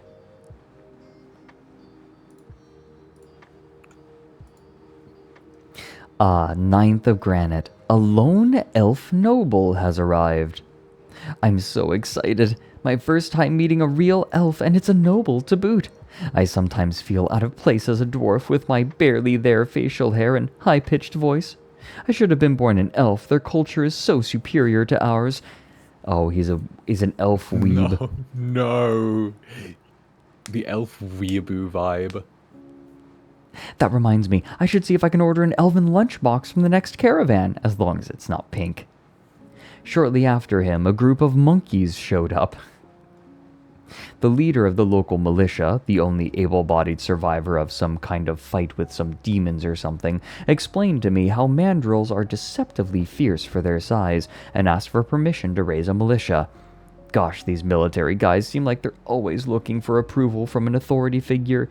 Anyway, I told him to do whatever, so he picked 4 peasants to help him out. Captus, how dare you use the term treeaboo? Treeaboo. I love that. I love that. Captus, you did good. You did good. You have my approval. I'm so mad. You have my approval. Oh, God. Wait, 23rd of Granite. Goblin pedophiles infiltrated our fortress. Fortunately, the captain of the guard was able to stop the kidnap. Oh, they were trying to kidnap kids. I see. Okay, goblins can steal children. I see. Right. Child snatchers, yeah. I didn't realize that was something they'd do. I sent the parents of the kidnapped, presumably and probably deceased child a sympathy card and a hand-assembled bouquet of flowers. Also, the bookkeeper went mad. Now he sits now he sits by the side of the main entrance hallway, panhandling, screaming demands at passers-by for exactly 5 platinum and 5 gold coins. 24th of Granite. The bookkeeper's body was found on the shores of the Cave River today, apparently a suicide, although the captain of the guard suspects foul play. It seems the bookkeeper has made a lot of enemies when he arrived and did away with subsidized housing. Diary, I'm starting to get a little worried for my safety. I shall confer with the elven noble as to what colors are most calming. Update. When I went to the elven noble's quarters, all I found was a note that he was unhappy with his stay here and left early. I think I'll go to my quarters where I'm going to burn a sage and citrus-scented candle, eat some cookie dough, and weep myself to sleep. 11th of Hematite. The rest of spring ended uneventfully. In fact, I'm starting to get downright A vile force of darkness has arrived. The goblins are upon us. That's happened once before, hasn't it? That was when they initially got trapped in the fortress. Yeah. Oh god, oh god, oh god. What do I do? Wait. Peasant cancels drink. Could not find path. They're out of drinks. Xander, it's the unspoken problem. They won't talk about it. I don't think any of them realizes how dire their drink situation is. They have so much food but no drink. They're stuck in a fortress full of alcoholics. What's going to happen when there's no drink? Right. The job description didn't say anything about sieges. This is totally The leader of the militia just called me a goddamn sissy and said he'd be right back. He's probably going to give a rousing speech to his men, sweaty, armored, and tense, before making a valiant last stand. Oh, it's so dramatic. If I must die, at least it's in a way that's so... Lava. Lava. Lava. Lava.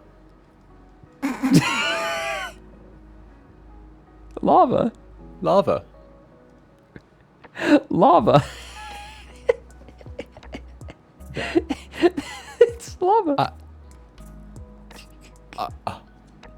I feel like even if you have no familiarity with Dwarf Fortress, this is pretty self-explanatory, isn't it? This is lava and everyone on the outside burning to death. Yes. Oh yeah, all those little brackets are burned goblins. 24th Hematite. Diary, it was terrible. That militia leader just killed them, burned them all to a crisp without even trying to make peace. Not only that, but he burned up all the grass and woodland creatures outside too. No wonder the elves hate us so much. We're so violent and destructive to our environment. I painted a mural on the wall by the barracks saying, "No blood for lava," in protest. 8th of Galena. After the goblin siege, life returned to the same old, same old. Some of the soldiers gave me dirty looks and maybe spit on me once or twice. That's okay though, because my first project came to completion. Oh, I came to completion. Wait, Jabroni Mike 2. This anime guy showed up in my homepage for 2 seconds and someone managed to gift me a sub. I think they did it on purpose. Like, that was a targeted gifted sub, Jabroni Mike 2. Oh yeah, they're like make it right and ban me. Yeah. I mean, he's asking for it. Yeah, all right. Give it to him. Give it to him, Fredrik. Yeah, fuck it. Hey, mods.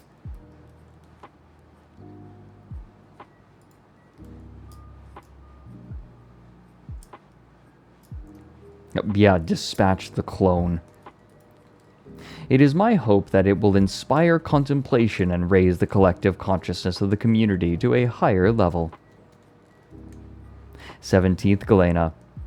It seems that the rest of the townsfolk are using the new statuary mainly to throw parties involving monkeys and horses. Cretins. 16th Limestone. Diary. I am becoming dismayed. Work on the projects was already falling behind schedule when this happened again.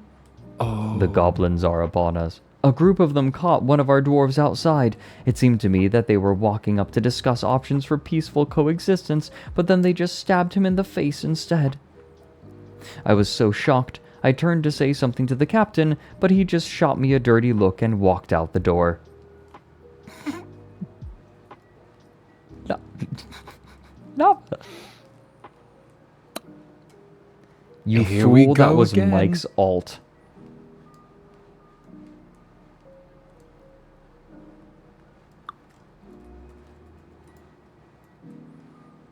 Yup. The siege delayed project construction even further.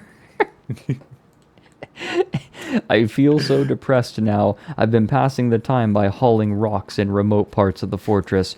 I know there are more important stone hauling jobs to do, but sometimes the dwarf just needs some time to think alone, you know. 4th of Moonstone. The rest of the fall passed without incident. The farmers brought in the last of the pigtail harvest this year. That was my idea. You can eat, drink, or wear organically grown pigtails. 9th of Moonstone. There was a frogman ambush earlier today. The soldiers and traps took care of them pretty quickly. I'm starting to think we may have to invest in better sanitation, though. 17th of Moonstone. Diary, I'm starting to hate it here. It seems that every other day there's some new invading force of some kind or another. There's blood all over the main hallway now. Where does it all come from? Butterflies that stink with the stench of 1,000 corpses, and the screams of possessed dwarves echo through the halls. I hope my first paycheck gets here soon. 24th of Moonstone. I feel myself grow callous here. I didn't even look up when my assistant told me that a kobold raiding force showed up on the outskirts of our settlement. Sadly, I was even less surprised when they immediately left. I can feel it. I can You know feel what? it. The end is coming. I get it, buddy. Come on, guys. We have a nice settlement. Why didn't you stick around? Was it the ashen wasteland? The blood-stained gates? Was it the screams of madmen or the stench of death? We've got awful nice engravings of some fucking cheese here. Come the fuck on. 28th Obsidian. Well, diary, I've had enough of it here. I feel like a failure. The project sits almost completed, but not quite. It feels like when I wouldn't quite have my papers done for one of my old professors, only the outright fail asshole kind of professor, not the, oh well, you lose a letter grade sort. This place is dirty and foul, not at all like the loving utopia I hope to craft. I shall leave instructions to whomever comes after on the functioning of the project. Here's a crude sketch of it. I think I shall see if those frogmen corpses are still around here. I've heard that licking their skin can be very enlightening. I hope it's strong enough to make me forget all that's happened here.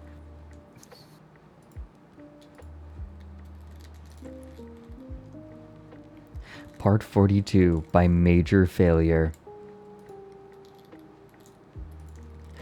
Oh, yes. We're on part 41. Spring. So the cocksuckers send me back to fucking boat. Actually, would you like to read this one? Because this was yours, right? Oh, this is the dude it's this you took. guy. This is Major Failure again. Yeah. Oh, Our he's back. cocksucking Okay. friend. Oh, I love our cocksucking friend. Mm-hmm. All right. So, the cocksuckers send me back to fucking Boatmurdered. All the fucking gold under the hill and superior cougar skin waistcoat in exchange, the use of my fucking extraordinary talents to clean the damned place up in 1 year. Not that I have a damn choice. Every fortress east of here is suffocated in the bean-counting bureaucracy of the Peckerwood United Strongholds Alliance, and only shitholes like Boatmurdered have any autonomy left for business dwarves like me to prosper in. Can you guys hear Zander okay, everyone? Does he sound good? Is he not too loud, not too quiet? Enjoying the dulcet tones? Okay, good. Just wanted to double check. Wonderful. Go ahead. The fucking smell of the place hits me before I even get to the river. The entire place is buried in a foul, godless cunt of a stench, lurking in the cloyless great bastard hills of smoke above the mangled cinders of what used to be the elephant fields. It starts to rain as I trudge across the bridge, washing the stinking smoke into my clothes and pinging off the drifts of rusty goblin armor. Oh, the fucking goblins. I have to kick a fucking 6-pack of the dirt-worshipping heathens out of the way just to get through the gate. They just left the goblin corpses right outside the gate. They didn't just move left them. They just left them there. They let them pile up. The miasma just pile Yeah. Inside is the most tragic disgrace I have ever had the fucking displeasure to see. Corpses, vomit, boulders, mud, and useless goddamn objects strewn 7 deep over every available fucking surface. A skeleton crew of ragged, beat-up dwarves stumbling around on useless shit-lugging errands for a bunch of delirious, opium-fucked nobles living in what they assure me is the lap of fucking luxury, but which to any sane dwarf is clearly some festering hybrid of a slaughterhouse and an antiques fair. Oh yeah, that's miasma, baby. That's the miasma. I think that's the drinking hall. Or I think that's the like the dining hall. Oh, not the death trap one, but the other one. Right. The death hall is like north, I think. Yeah. Oh my god. I kept a mental note of where the death trap areas were. Yeah. Barely have I been inside for a fucking minute when some cocksucker rushes over and thrusts upon me a pile of useless documentation about the mechanisms, doomsday weapons, secret elephant projects, cunt-whipping machines, and God knows what else scattered around this cat's arse of a fortress. It takes me all of 8 seconds to realize I do not have time to acquire the fucking college degree I would need to decipher the plumbing and fucking entertainment systems of this rickety death trap. So, the documents go straight in the cave river. Wasting no time, I call a meeting with the cocksucking nobles and inform them that their demon-fucked disaster area of a fortress is all theirs. They can do whatever they like with their shitty little empire. I am taking the couple dozen able-bodied dwarves who survived the demons and the sieges and starting a new site that might have a fucking hope of surviving another year. So, I point south and tell the cocksuckers to start digging. This was settled as a damn mining camp, I say. And as of this fucking moment, you now fall into 2 categories. Miners and the cocksuckers who keep the miners alive. No fucking jewelers, no fucking mechanics, no fucking crafts dwarves. Do I make myself understood? I am going to sit down at that rusty piece of shit magma forge and crank out copper picks. And you can use them to get some fucking mining done so we can have the space to start a new town. I'm barely done making the last batch of picks when those cocksucking hoopleheads, the elves, show up. No doubt weeping their fucking balls off about the elephant chunks being kicked around by children in a lake of blood outside the trade depot. Without even bothering to see what they have, I have 3 of my guys rob the piss out of them. The haul was mostly useless shit, but at least we swiped some bloated tubers for my personal supply of swamp whiskey. Thank Arnok for that. So he ends up not playing. Like he ended up not being able to take the next year, so someone else took over. Ah, Mystic Mongol. Yep, they just reposted the art. Sadly, the first thread petered out and died because the waiting line got too long, and by the time the people in the middle of the line got to play, their situation had changed and they suddenly didn't have quite as much free time as they thought they did. So, I've stolen the original Boatmurdered and completely discarded the original lineup. If you played a turn in the original thread, feel free to sign up for another. If nothing else, you've shown that you'll help guide our tender little hole in the cliff into it. Do they need to write it like that? Our tender little hole in the cliff into a shining new future. What is it? If you were waiting for your turn, tough. Sign up again. Who knows, you might get to play sooner than otherwise. In any case, I will be taking the first turn, the year 1060, myself. Year 10. Don't intentionally destroy it. Alright. No spoilers. Your Highness, your humble servant, Gigin Limul, Mystic Mongol Fleergold, begs your patience with a report on the occurrences in your empire. The city fortress of Koganusan, more vulgarly known as Boatmurdered, has been a source of constant trouble to the Empire. While the riches found deep within the mountain are essential if we wish the nation of Kinmelbil, the Oaken Tomes, to prosper and crush our foes, Boatmurdered has a reputation for burning through leadership at an appalling rate. While you had seen fit to send many immigrants and even some of the true nobility, late 1059 communication from the fortress ceased entirely. Of particular note was the sudden cessation of communication from the Baron Melbil Tilfletoldib and his consort he was convinced his wife knew nothing about. Military command decided to send someone disciplined this time to see what was causing Boatmurdered's many problems. As all the prior leaders had failed to clean out the mountain, I carefully examined their records to find out what they had done with their time. All had come to the fortress and admired the arts and crafts or the legendary artifacts made by the renowned mad dwarves of that forsaken tomb, so I decided to start by rule with a thorough economic audit. Oh, they got the drinks back up. 114. Oh my god. The population peak at one point was 112. They're down to 63. Literally, like, almost half. Yes. Almost half. Food supplies were good for a fortress of this size, although the low population count worried me. Earlier reports had implied at least 100 dwarves lived in Boatmurdered. Indeed, there were many vacant bedrooms in the projects near the entrance, most of which were not properly licensed and zoned for dwarven inhabitants. I corrected this oversight immediately. Legal records have shown a depressing amount of crime occurring in Boatmurdered, including one depraved dwarf who apparently amused himself by crippling defenseless animals.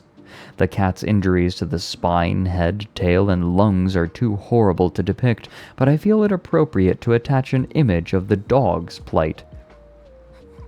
Oh my god, I didn't realize that I had done the same thing. We had the same thing happen in mine, where a dwarf attacked something, and then 3 of its limbs were crippled. And it was just like, desperately trying to get around. Have you... Poor little guy. Little brother. Poor little guy. Little brother. Hold on. Let me... Here we go. Crying. This is an old Homestar Runner cartoon. I'm not gonna sing an email song this week. Oh, never mind. Yo-yo, Strong Bad. Hey, Strong Bad. Well, which is it? Yo-yo or hey, Strong Bad? I mean, the outcome of the rest of this whole email hinges on the decision and make. I was wondering if you have ever made Homestar cry. DJ Solaris, Australia. Whoa, the DJ Solaris? What an honor. I saw you spin in a warehouse in Canberra a few years back. No wait, I lied. I nor anyone else have ever heard of DJ Smoldyface. So, have I ever made Homestar cry? Yes. Yes, I have.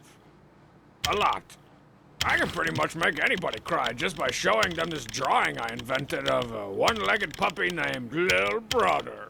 I mean, it cracks me up, but Homestar just falls apart when he sees him. I like so. Yeah, you stay over there. Hey, Homestar, I've got something for you. Thanks, Strongman. What is it? What is it? What is it? What is it? What is it? It's just this drawing I made. Oh no, don't do it. You know the storm that will unleash.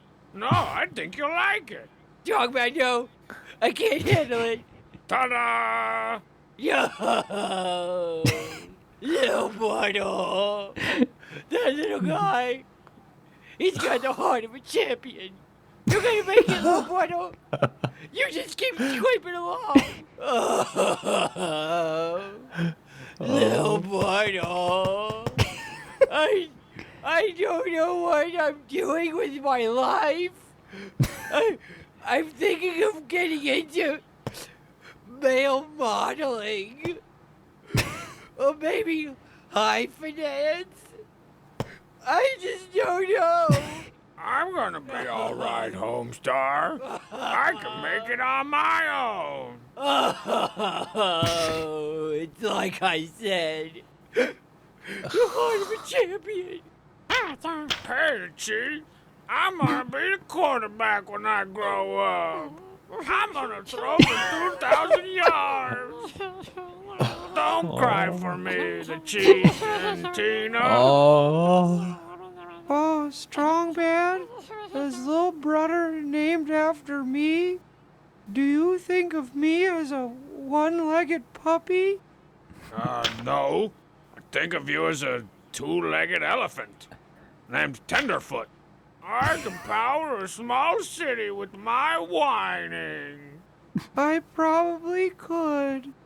Oh, Tenderfoot. Can you tell me how to get the most?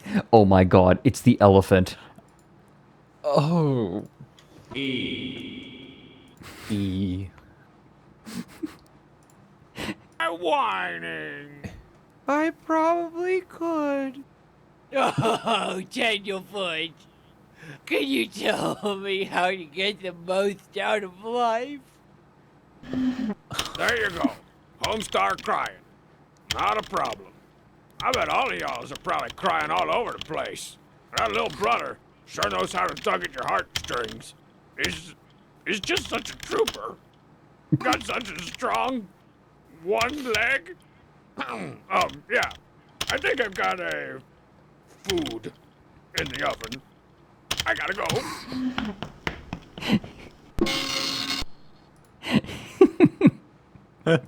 It's Little Brother. Little brother. Little brother. Little brother. Little brother. Why? I don't know what to do with my life. Oh, goodness. Let us never forget what happens when lawlessness reigns free. These deviants need to be brought to heel. Also worth noting is the former ruler of Boatmurdered was on record for repeatedly denying the orders of his superiors, a poor example to set. The economic status was similarly depressing. Demand far outstripped supply on several key metals, unforgivable in a supposed mining fortress. Almost all cloth was imported. The head of the Masons Guild had jacked prices up on pants and skirts in some strange, tops-only clothing policy I don't wish to dwell on, and all leather prices were set low by the bookkeeper, except for hippopotamus, which was twice the price of the other leathers. No one seemed to remember who decided on that. I decided a quick interview of the bookkeeper would be prudent. Not only had the bookkeeper died, attacked, say the records, but so had two of the former rulers, including Tourette Doge, the one wanted for questioning.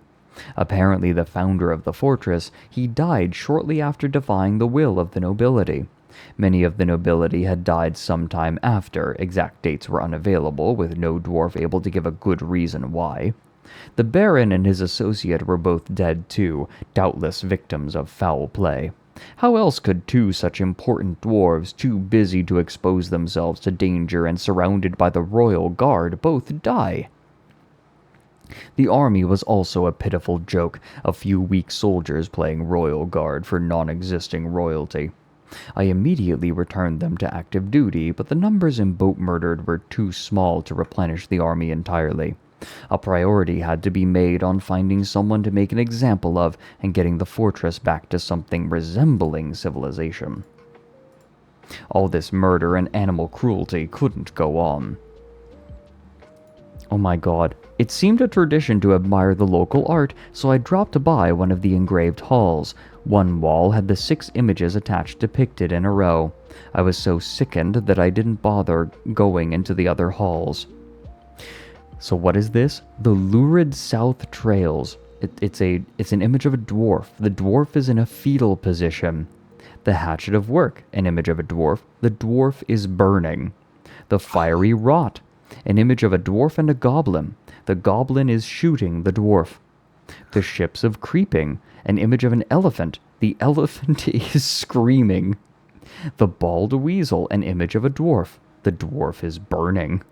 The Tin Chunks of Stroking, an image of a demon. The demon is striking a menacing pose. The hell? Is this the Hall of Trauma? Yes. This is... Zander, you understand, this is not just the Hall of Trauma. Almost half of the fortress has died in the last year. This is... Everyone's had a horrible time here. This fortress has I think it might have a worse rate of death than World War I. The amount of dwarves that have just gone out and not come home. Yeah. I know I've been a little quiet during this one, but I've been absorbing all of this, and I'm like, I believe you. How bad does it get that almost 1 in 2 dwarves go out to work and a tragedy happens that means they don't come home? Yeah, this is this is worse than this is on the level of the Donner Party. This is the Donner Party of dwarf fortresses. It is bad. And the worst thing is, I feel like now they're in a hole, and I don't think they're going to be able to dig their way out of it. No. Pun intended. We'll see. We'll see.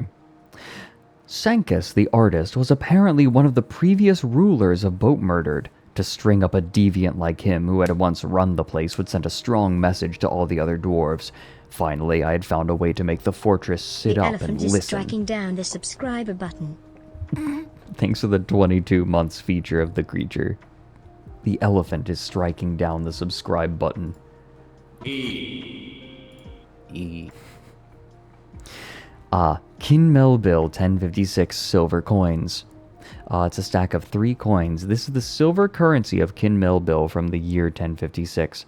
On the front of the coin is a rendition of a well-designed image of mandrills. On the coin's back is an image of a tentacle demon.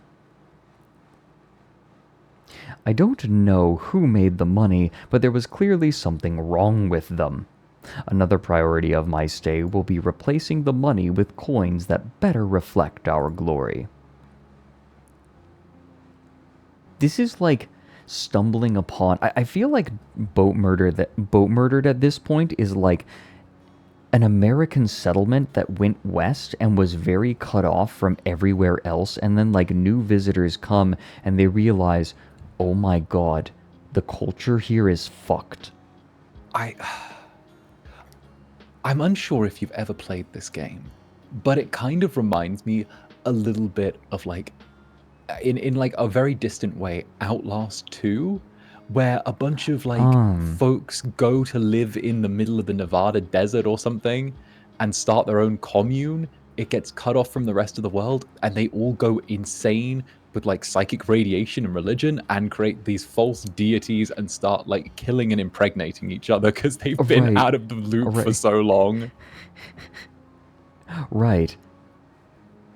No, that's what this is starting to sound like. Starry, you're thinking of At the Mountains of Madness. I know exactly which one you're talking about. Okay, what do we got? We have... Okay, so the Judicator needs an office, quarters, dining room, chest cabinet, weapon rack, and armor stand. While my room was surprisingly nice, I suspect they are trying to bribe me, many of the nobles are dissatisfied with their accommodations. While they languish without even a single platinum-encrusted dining room to their name, the corrupt dwarf Senkus has built himself a royal tomb, complete with multiple platinum statues. I will have to look into having them melted down and used to make weapon racks for the ruling class. If he stops carving images of dwarves being eaten by elephants, however, I may let him keep his little statuary. Your humble servant, Giginlimul. Let's see. Shanty said, I would not be surprised if 90% of the boat-murdered population have that doesn't really care about anything anymore line in their bios. These guys have been to hell and back. I bet the human traders are creeped out as fuck when they visit. Why are they staring at me like that? I hate it when they stare at me. And what the hell was up with all those charred bones we passed on the way here? Relax, Jathro, unload the carts, don't look too closely at the walls, and let's just get paid and get the hell out of here. The walls? Why shouldn't... Oh, Armok, Christ, what is that? God damn it, I told you not to... Oh, God, oh, shit. Look at that fucking dog. What the hell happened here? Let's just get the fuck out of here. Tell them the road's too narrow or something. New union rules. I don't fucking care. Shit, Jathro, don't touch that lift. Hey, Onlaw, what's up with that dwarf over there? Oh yeah, apparently he got attacked by an elephant. I thought elephants were peaceful. Not these ones. Apparently they've got some demonic possession or something going on. We should really ask these guys to set up a safer road. Although last time I mentioned it, I just got a cryptic reply about some kind of final solution involving floodgates and levers. What's that sound? I think someone's murdering a kitten. That can't be. Oh Christ, tell me these guys aren't trying to trade us a totem made out of somebody's pet. No, okay, Tourette dog is here. No, seriously, what the fuck? Out of the 6 dwarves we've seen so far, 2 are missing limbs, 1's moping around naked. I must have a proper surface to work on. One sprinting from one end of the depot to the other while carrying an engraved door. One standing in a shop screaming, I must have a proper surface to work on. Yeah, and only the last one seems to be, I must have a proper surface to work on, at all normal. What the fuck have you, I must have a proper surface to work on, gotten us into? I must have a proper surface to work on. Shut the fuck up. This place is insane. I look at my fortress and I'm like, oh, it's so nice. Yeah, no way in hell anyone ever wants to come back there, ever. Everix, welcome in. The best part about reading Boatmurdered is there is not a single bad moment to come in on. I think that's one of the best things about Boatmurdered. And there's always something traumatizing happening. That is a good raid message. I must have a proper surface to work on. I must have a proper surface to work on. You best not touch my tomb, jerk. Mr. Mogul posted, don't tell me what to do. I'm the law in this pit in the ground. Take this criminal dog. He thought no one noticed that he had no jobs assigned. Fortunately, before he managed to starve himself to death, I told him at crossbow point that he was going to start work taming the fortress's hefty supply elephants. When that was done, he was to scour the fortress for burnt bits of dwarf left over from the battles with the demons many years ago. The tame elephants should help protect the dwarves from any sudden attacks that may occur. I was quite unhappy to find out my 3 royal rooms were, in fact, 1 room. I was further angered to find out my bedroom/dining room/study was shared with all of the house representatives, the mayor, the hammerer. Almost all of the nobles were crammed into a single room. Confusingly, they didn't seem to mind or notice. Once my initial rage died down, I assigned the remaining homeless nobles to the room. No reason they couldn't crash on my Dolomite couch. Still, I decided to spend some time making individual housing for at least a few of them. Speaking of the hammerer, he spent the year in bed adjusting the prices of goods so he could pretend he still had an effect on the fortress as a whole. He had apparently taken a goblin crossbow bolt to the foot, and none of the dwarves had bothered to remove it. My prayers go out to him. Excuse me. Should he recover, he'll be able to maintain his role as hammerer. A hammerer, of course, doles out hammerings to criminals. One of the harshest practices of dwarven law, the result is almost always a skull split open like a ripe melon. As there are 3 criminals walking free in desperate need of a hammer to the face, including former Commander Megor Grendel, his speedy recovery would set an excellent example to all dwarves who were considering crime but valued having a skull. You thought we had forgotten about you, didn't you, Mr. Grendel? I go looking for wood, and all I find is yet more mockery from the criminal mastermind. Apparently all the lumberjacks and carpenters are dead. While I agree wood represents a dangerous weakening of dwarven society, Boatmurdered is in serious need of some bins, and metal ones are difficult to make. Still, none of the workers can be spared. We have precious few haulers as is, so the fort goes without for a while. I can hear Sancus's laughter echoing after me wherever I go.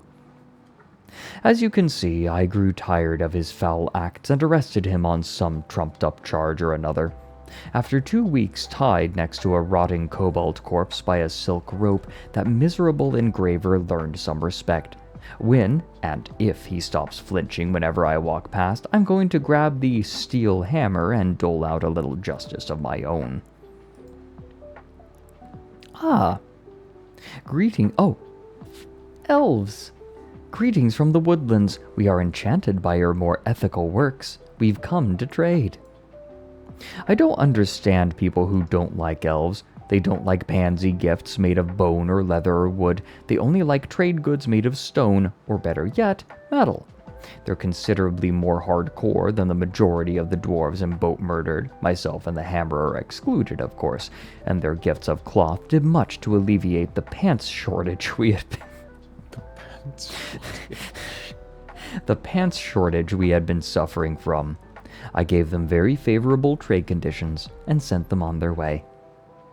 I held a theme party in the jail. The theme was, clean up your act before I hurl you into the chasm. Joviality was forced, as it should be. Oh. Tekud Erithlibash cancels. Oh, the strange mood went insane. He's gone stark raving mad. And burned in magma. Calamity, we are going until we finish Boatmurdered. One way or another. There's no stopping this train. There is no, we're going. This. Yep, we are going and going. We are going until this is done. I love seeing the moral decay of Boatmurdered from where it started off to where it is now. Right. This is what Fox News thinks is happening to America. like they do their little reports, right? And they're like, oh, like the moral fabric of society is decaying, and like this is what they think it looks like in their little rooms. It feels very like high Warhammer Fantasy-esque with the despotic nobles who are, sat around indulging their deviancy with drugs and blood and just random killing. We're going to build a wall and we're going to make the elves pay for it.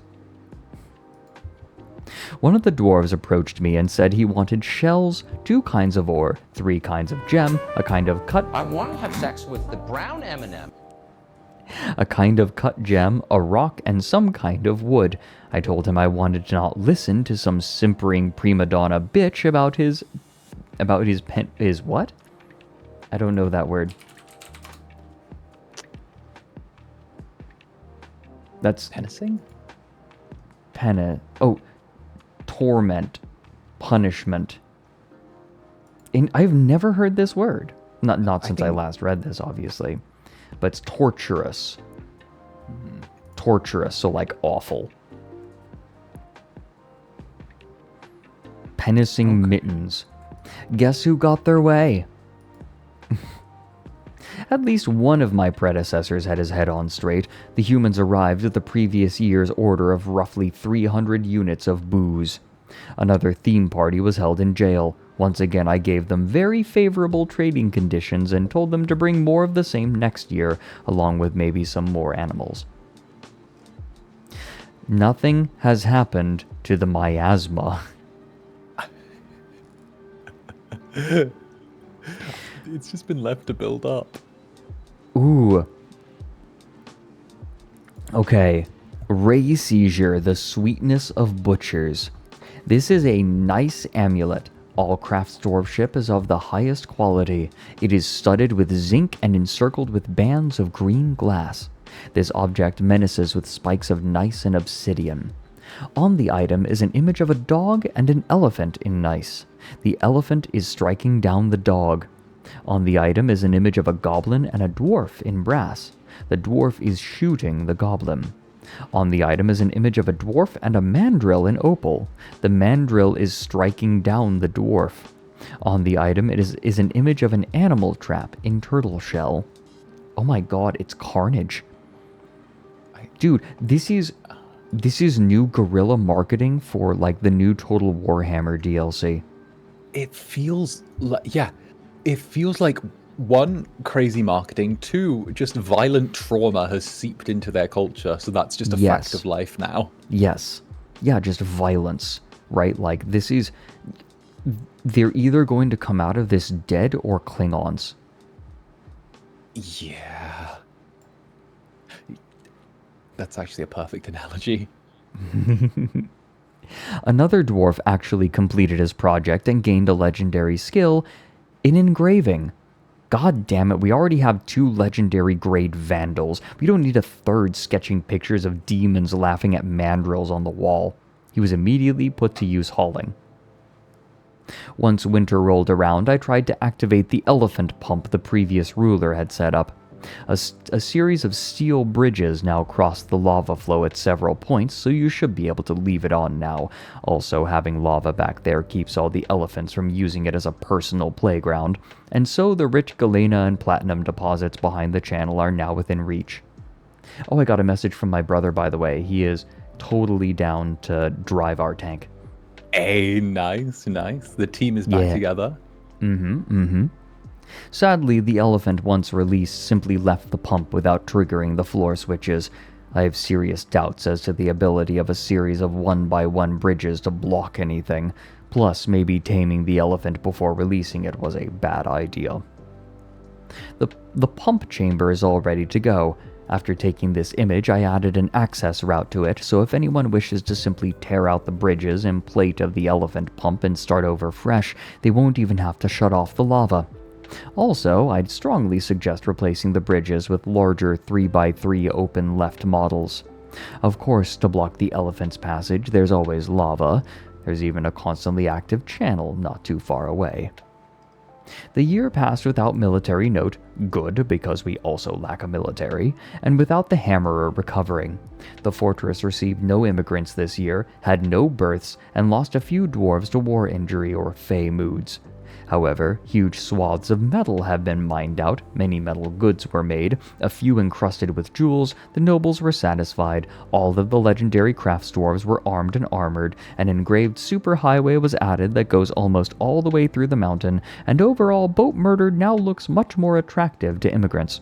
Which is good, because after all the horrible death, it's going to be hard to get immigrants to come at all. The elephants were peaceful, as all herbivores are. The mandrills would occasionally grab a piece of equipment left to rust by the defeated goblin armies. I suspect the challenge they pose was exaggerated by the previous rulers. You know, this is actually kind of genius, right? You kill the goblins outside, you leave their arms and armor, and then the mandrills feel very clever for stealing all of it. Oh. It's genius. Oh, that is smart. Welcome in, Naomi. Good to have you. And good to have all of you, by the way. It's been a pleasure having all of you so far. I hope you are enjoying Boatmurdered. Oh, and Vox's left horn. As in Vox Akuma. I'm going to assume so from the entry scream of Zander. Yes. When the new ruler arrives sometime in the spring, I shall retire as judicator, acting as the merciful hand of law and merely throwing randomly selected dwarves into jail for no good reason. It's a hard job, but I wouldn't trade it for any other in the world. Except maybe Hammerer. Oh, and to whoever filled the chasm with lava, while technically impressive, it leaves the soldiers without a good place to train. Next game, you may want to consider simply pouring the refuse in with a bucket and leveling up on what comes clawing out. There's the fortress. It's beautiful.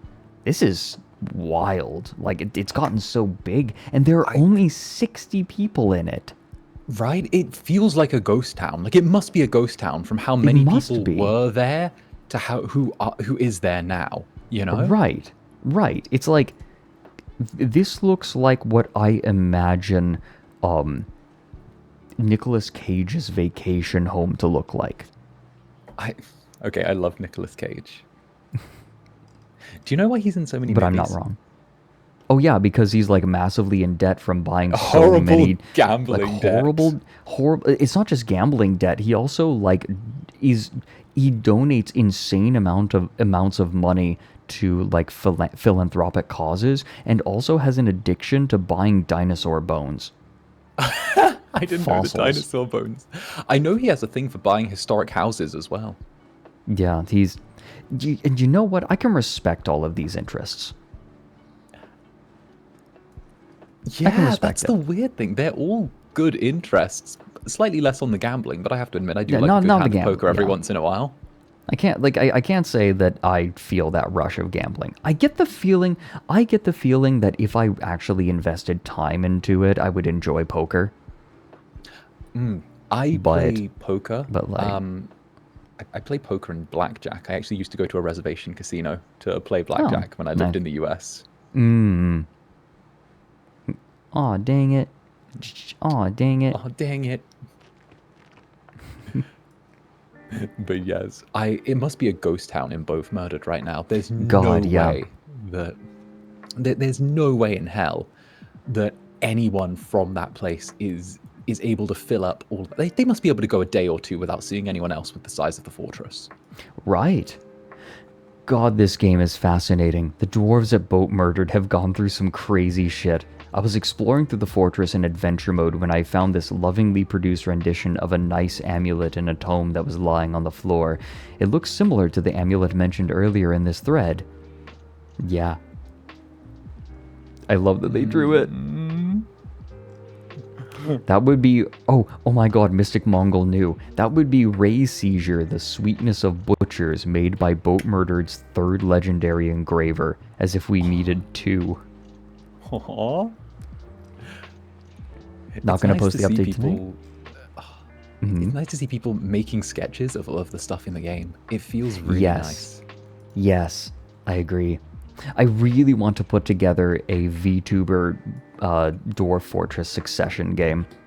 Oh. I think that'd be so much fun. I'm down. I've never played, but I'm down. Alright, no, that's perfect. It's actually better if you haven't played, because you can ruin everything. Perfect. My ignorance shall be my strength.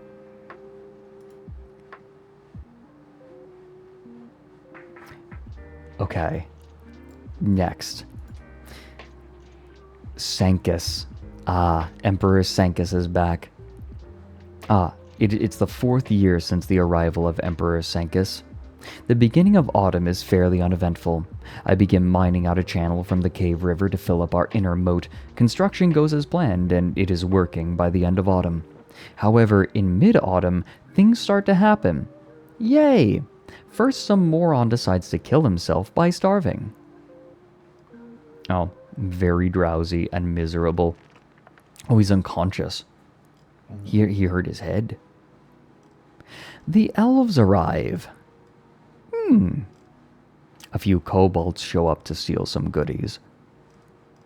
They don't get very far, though, as soon after, what appears to be 3 squads pour in from the west, 1 in the northwest, 2 southwest. They immediately begin moving southeast to the fortress. They see those kobolds I mentioned earlier and dispatch them. With the kobolds dead, they move swiftly to the fortress. Oh god, that's a lot. Unluckily for them, I managed to lock all the entrances and get my dwarves inside before they are able to take the doors. Emperor Senkus, being great as he is, immediately opts for the fiery death option. Knew it. Knew it. Knew it.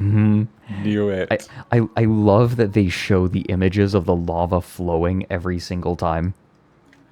Oh, Magma now becomes lava. It slowly makes its way toward the invaders. Contact. I appreciate that it comes from behind and they have nowhere to run. It feels like they go from sieging the doors to like pounding on them to let them in as the lava comes closer. Oh dear. Contact. Burnt goblin can be smelt throughout the fortress and probably the entire region. Needless to say, the goblins are gone. Things proceed for normal until a few weeks later when a new baddie shows up. The bronze colossus Lolum Abiralod has come. Lolum Romantic Day. For the sake of brevity, I'm just going to post this, and hopefully it will explain how the Colossus died. Sometime after the assault, we get a very small batch of immigrants. Mostly fucking nobles. Nothing useful. We could have used a bunch of fucking peasants at least. Lots of hauling needs to be done. By the close of autumn, I, Emperor Senkus, have begun to revenge on my arch-nemesis, Judicator Mystic Mongol. First, to tease the prey, I starve and dehydrate him in his newly assigned room. While he is busy trapped in his room, I set up a lever to an elephant cage. I unlock his door, and he walks through the room. This is next level deleting the ladder in The Sims. It really does show this individual's mindset. E. The lever is pulled, and the elephant is released. Mystic Mongol, being the fool he is, attempts to wrestle the elephant. Amazingly, he is not instantly killed. In fact, he merely sustains a badly broken leg. He hobbles after the now fleeing elephant. However, the elephant soon meets its end in our traps. He now lies useless in his room. I did not wish to kill him, as that would merely lead to a replacement. He will suffer in his room until his own kind forget about him, where he will slowly starve to death, alone. Autumn is over. Summer begins. Summer update to be posted later. Mystic Mongol is still here. Yo man, what? I didn't actively hurt you. You committed a crime, and you feel the need to sick an elephant on me after stripping me of my weapons? Uncool, dude. Well, to be honest, I wouldn't have done it if you weren't a noble, since they're so easily replaced, and the law one's even more annoying when they jail my metalsmiths or whatever. I also didn't strip you of your weapons. For some reason, you weren't wielding any. I was expecting you to actually kick the elephant's ass, since you are very well armored. Steel plate, I believe.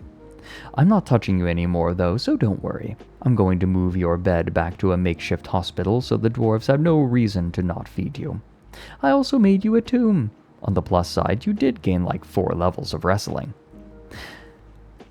Don't worry. Oh, the game is running rather slow now, so I'm going to make cleanup, especially liquids, a priority.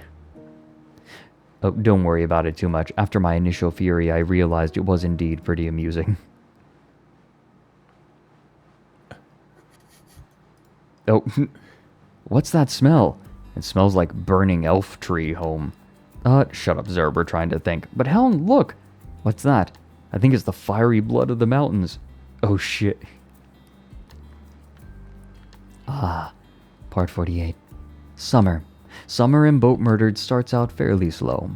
There is no real action until midsummer or so when the human caravan arrives. I, tired of the human slow pace, decide to seize a good portion of their supplies. Seize. Another dwarf goes fey and begins working on some stupid creation. Meanwhile, I have assigned some woodcutters and begin wood production once again. The fey dwarf manages to get all his supplies and make his masterpiece item.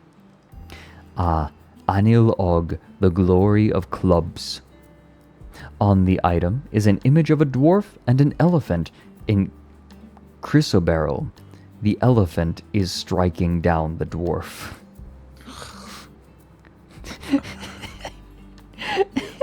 Fredrik, is this generational trauma? Yes, yes it is. It is beautiful. It echoes. To further strengthen the fortress from invasion, notably from the trolls who seek to break down doors, I have refilled the interior moat.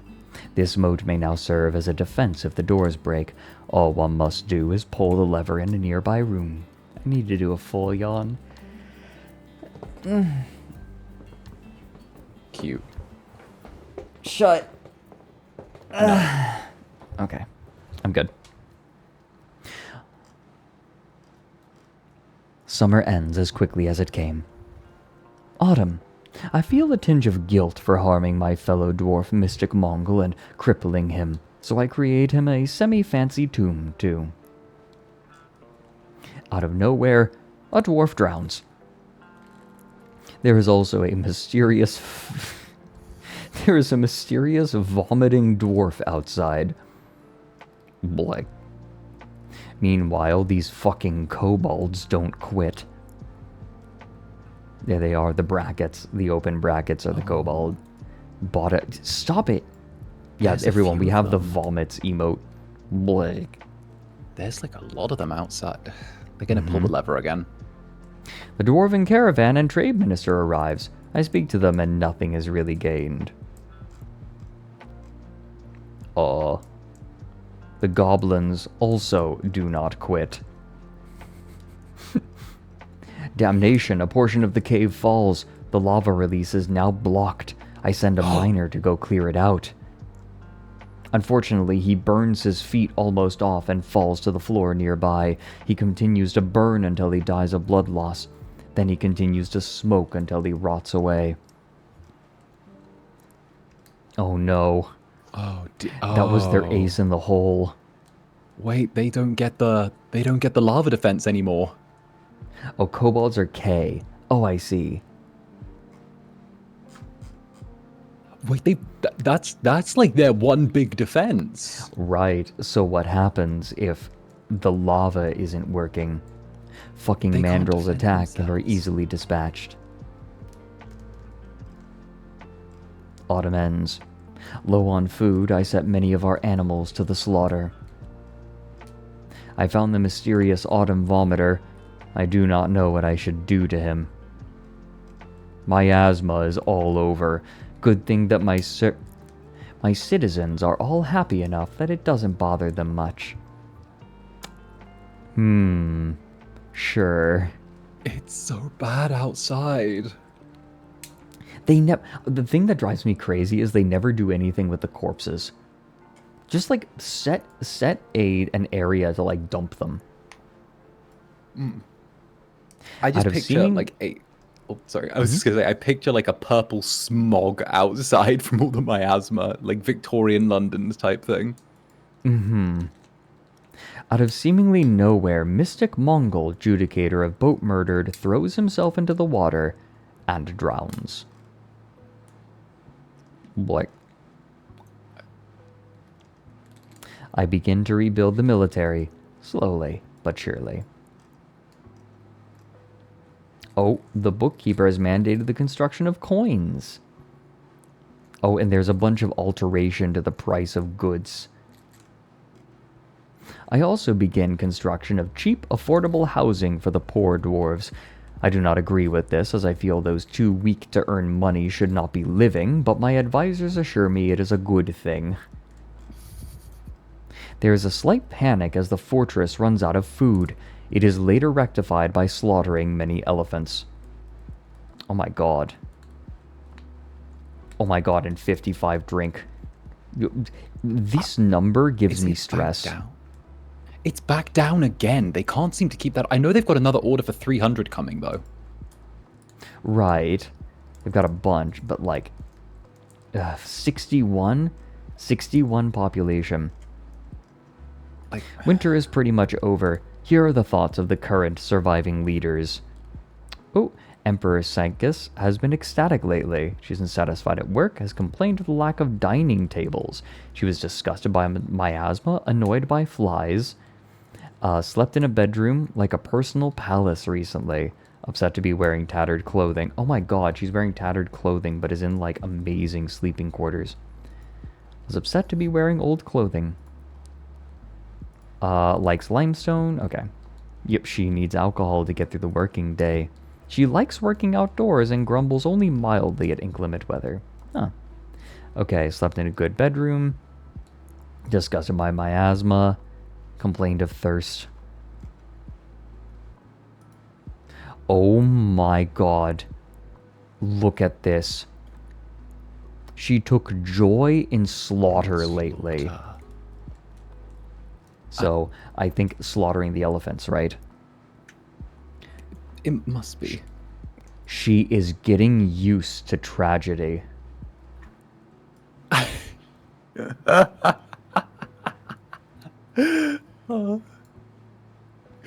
Feels like we're seeing the background of what's going to be like a ruin in a D&D game or something, you know? Right? Right? Let's see. Not doing okay. State of the fortress. Population 61. Okay, hold on. Oh my god. 19 nobles. Of 61. That's... Nobles don't do work. That's a little top heavy. A little top heavy, yeah. Like, nobles are administrators. Right. But most of the people are administrators. In my year rule, I have accomplished many things. Much of the fortress is now carved out and smoothed. I have begun the foundation for a newer, stronger military. No longer will the goblin menace threaten us. I have ramped up food production and, because of it, have been cutting down on the huge animal population.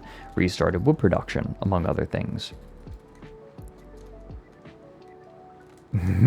Right, just like the bookkeeper, after making someone's leather supplies super valuable, mysteriously died in an attack. Just like the unpopular baron stepped on a rusty nail. Just like how the tax collector was found in his bed, mysteriously crushed to death by elephants. Never mind that several other dwarves were seen at the scene next to the adjudicator on a rickety bridge, yet all claimed no one was within 30 feet of him at the time of the incident. Never mind that this happened days after his brand new tomb was completed. I'm sure Boatmurdered authorities will declare this case closed in less than a day and bung off to drink liquor and eat the fortress's dwindling elephant supplies. To whoever the next mayor winds up being, I suggest building a large farming cave and making a lot of farmers. The fortress is having some serious food issues. A plant gatherer or 4 to collect new seeds might not go amiss either. We might get lucky and get some rock bushes. I also humbly request the next captain of the guard be renamed Mystic Mongol and given the job description of zombie. There's no better way to take post-mortem revenge than tying people to silk ropes for a month or two. Oh. Alright, Dr. Zero, a new face comes in. Oh, we just hit 31,000 followers. Thanks, guys. Hey, congratulations. Hey. The follower count is kind of weird, right? I've been streaming off and on here and there for a long time, but I've only been taking it seriously recently. Sorry, I just noticed we're at 31,003 followers. Hey. Very nice. With a little luck, I should be hitting 28,000 in the next day or two. Nice. Yeah. Very nice. I don't tend to mark big numbers like that. I don't know. I don't feel much. Like No. when I got 1 million subscribers, I felt nothing on YouTube. Like, it's just a number. It's just, My boy I don't Fredrik with know. the humble flex. No, it's not. Look, I acknowledge that 1 million subscribers. I'm messing with you. I'm messing with you. I know. Just, it's funny. I don't, like, I finish a video, or a video does well, or, like, I hit a milestone. I don't know. I just don't feel anything. I don't derive satisfaction from it. Yeah, a little He celebration. found nothing yeah. as he caved the raccoon's head in. I am due a plaque. I still don't have it. I hit 1 million subscribers when they had the old plaques, but because that was my Google Plus YouTube account, and they were phasing out Google Plus, there were like issues with actually getting the redemption going, and so I never got the old one. I'd have to get it like one of the newer ones. No, I still don't have my play buttons. I can get them now. Any of the play buttons? No, I didn't bother. Damn. Also, throwback Google Plus. There we go. Yeah. Remember when you needed a Google Plus account to comment on YouTube videos? Yeah. I know I can ask, I just haven't bothered. I don't know. No, I get that. It's kind of a bit of effort to I go don't care to. that much. Well, it's not even that much trouble. It's just, I don't know. I don't care. Well, fair It's nice. enough. Anyways.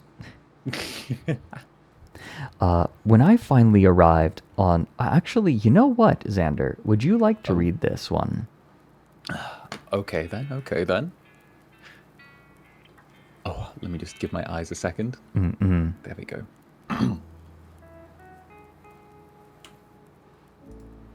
Well, I've finally arrived on First Granite. An appropriate time to begin. I swear I'll never utter the phrase, "Ha! I can run a fortress better than those bumpkins," within earshot of the Dwarven Realm Expansion Minister again so long as I live. I clambered to the top of the hill just west of the infamous Boatmurdered as the sun rose over the mountain peaks within which it slept. My first thoughts were of elation. The majestic purple peaks covered with a noble cap of snow as streams of wind-blown snow trailed off like a woman waving her scarf at a departing lover. Then, as I looked down excitedly, my mood turned to one of dismay. The winter snows had receded already down here, and the scene was horrendous. The earth, the trees, the very rock face of the mountain was scorched and burnt. Feeble plants poked through the ash and soot between the piles of... What was this? I moved off the paved road to investigate piles and piles of armor and weapons laying around as if their diminutive owners simply crumbled to ash. Dogs and cats picked through the debris, hunting small vermin. I turned to look back. Perhaps I could make the journey back to Kimmenbell before... No, it was too late. I was being hailed by a dwarf in rags and tatters. The dwarf hailing me was Olin, the broker. His once noble pigtail clothes hanging in scraps from his limbs, standing in pools of dried vomit. He casually kicked at what looked like a half-digested core of a plump helmet. Plump helmets being a kind of mushroom. Oh, yeah. That's the ones that dwarves, like, they stockpiled a bunch of last episode. Yeah. He greeted me with a sense of urgency. Apparently, there had been an accident. Yes, he put his fingers up in the air and drew the quotes, and that one of the former rulers was dead. And now, the most recent regent had simply walked off the job the day before and began happily carving. They were without anyone to lead them. I asked for a tour that became more and more disturbing as time went on. He explained the history. The sieges, the elephants, the demons. I wondered again, not for the last time, if I could escape away into the night. Then it happened. A miner ran up to me, surrounded by cats. "Oh, Sarah, you must help," she cried. "Sankis has ordered them butchered." "Oh, calm down, ma'am," I said, trying not to eye her breasts that were practically hanging out of her tattered clothes. "The cats! Oh, they'll kill them!" She ran off. She cried and ran off. To make a long story short, I reviewed the last orders of Emperor Sankis and saw that several cats had been listed in the To Butcher book. It seemed like a simple mistake, as there was no record of cat meat being stockpiled, and the cat's entries in the ledger appeared in between the cattle and horses. I struck them from the record and proceeded to review the rest of the fortress.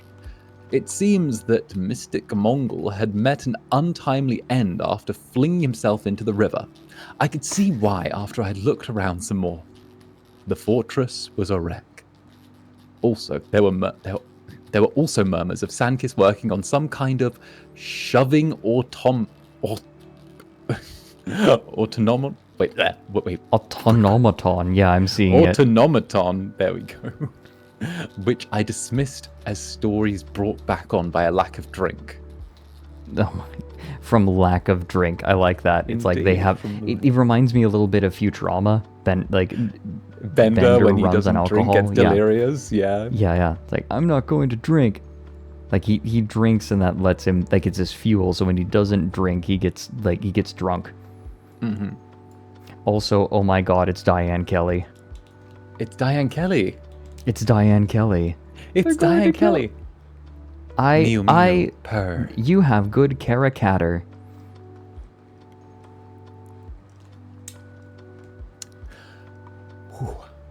Well, that is indeed a lot of work to do here, which I should get to. The first order of business is to get a farm up and running. It seems the only food stores are a bunch of cow and horse meat that hasn't even been cooked yet, and unprocessed fat. I've never been one for sashimi, so that will need to change. Between having some people forage for spring berries and plants and getting the farms running again, I feel that my associate's degree in subterranean food services will not go to waste. The one troubling thing, though, is that nobody seems to know exactly where the lever for the farm's floodgates is. You do have one, right? I mean, I see the floodgates right over there.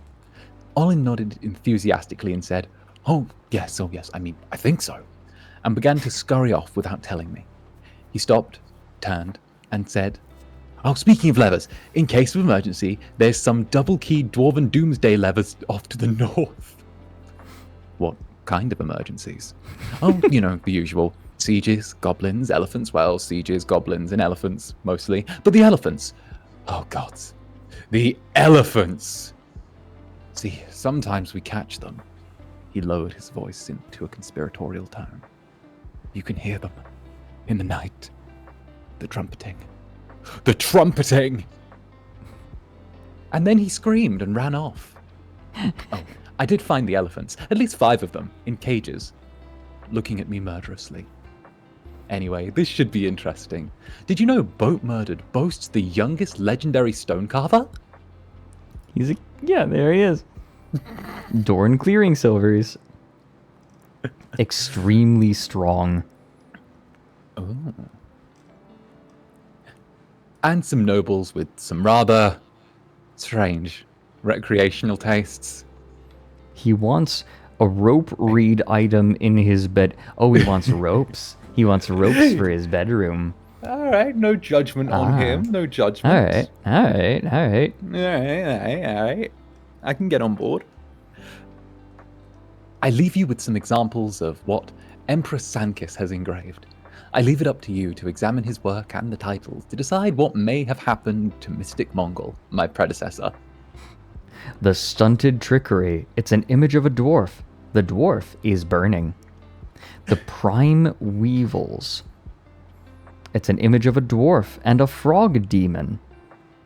The frog demon is striking down the dwarf. The bald weasel, an image of a dwarf. The dwarf is burning. The random sucker. It's an image of a dwarf and a frog demon. The frog demon is striking down the dwarf. The clashes of targeting, an image of a dwarf and toads. The dwarf is surrounded by the toads.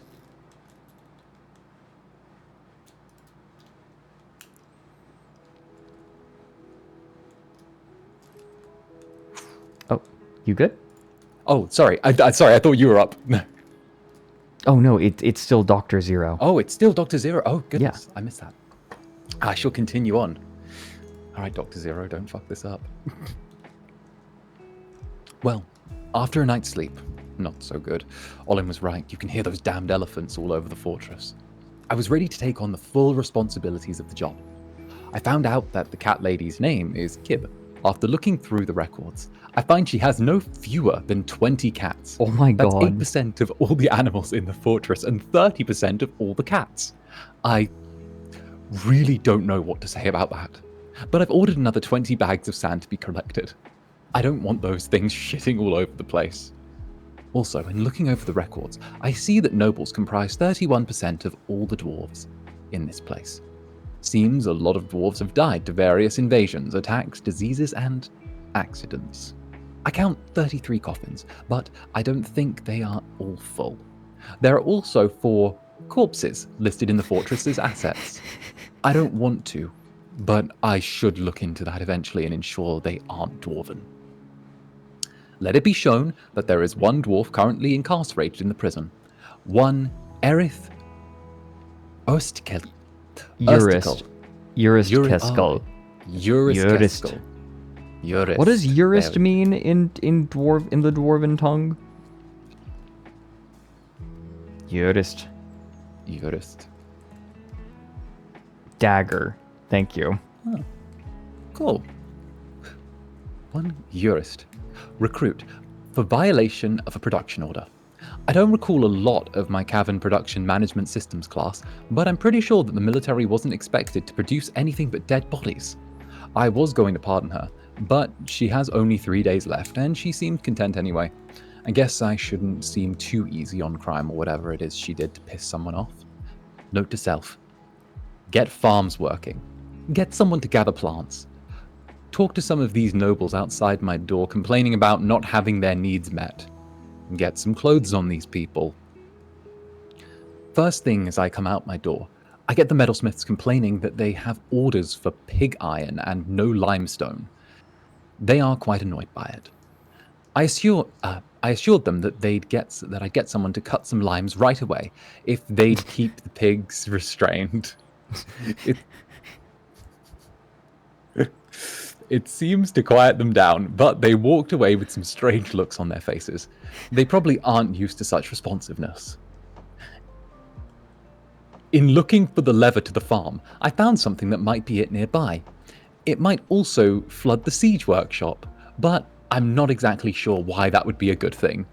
There are channels, so the fortress should be safe, but in looking for someone to pull the thing, my academia career has left me a little scrawny, and these levers appear to weigh about 200 pounds.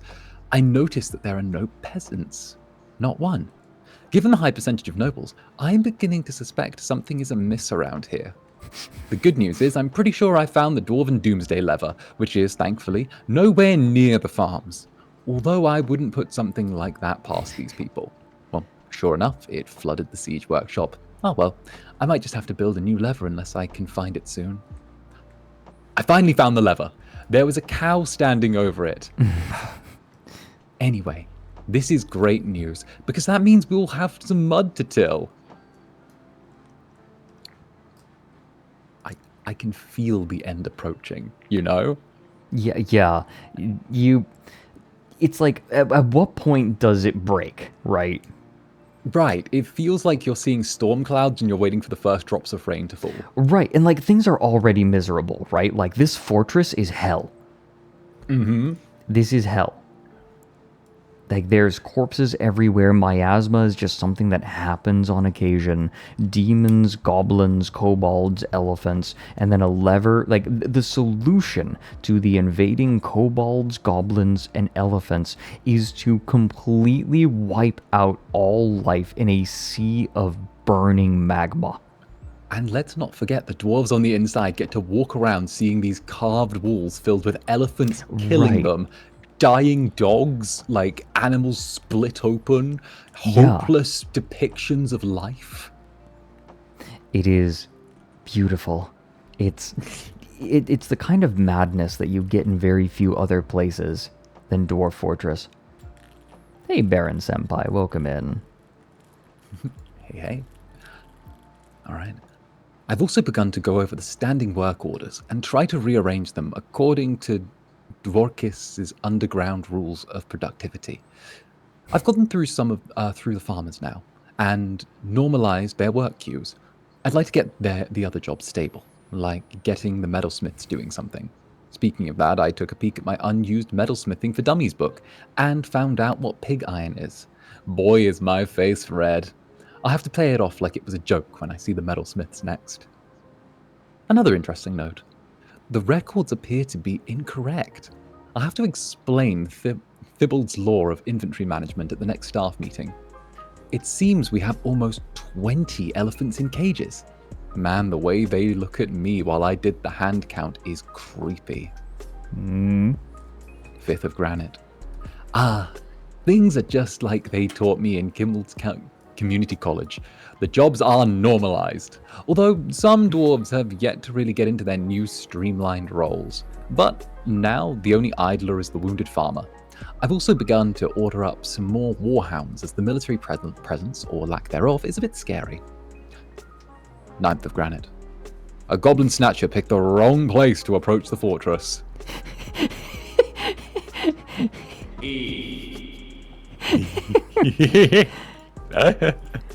Let's get a nice close up of that. Can we get another E? Can we get another E in there? Another. Hey, very nice. Look at that poor little guy. Those elephants are not having that goblin.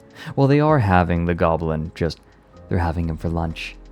They're just stomping him for a bit. An elvish caravan arrives. I can't wait to see our noble neighbors. I've never seen an elf. Perhaps they've brought us some elvish delicacies or wine. And they brought a friend. Another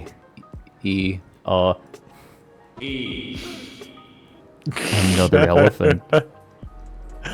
And with that, I decided to take a quick nap before the elves arrive. Hooray, elves! I want to be rested for them.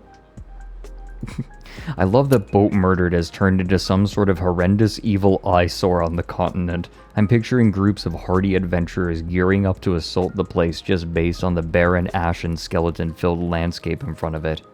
Also, I love that the place has become so complex and messy that literally no one knows how everything works anymore. The part where there's a lever to flood the siege workshop for no apparent reason really cracked me up. It's the fact that everyone has to walk through this barren ash wasteland of death to arrive at this place. That was a perfect sound alert. To call this place evil implies a clarity of purpose that I do not want to attribute to anyone involved.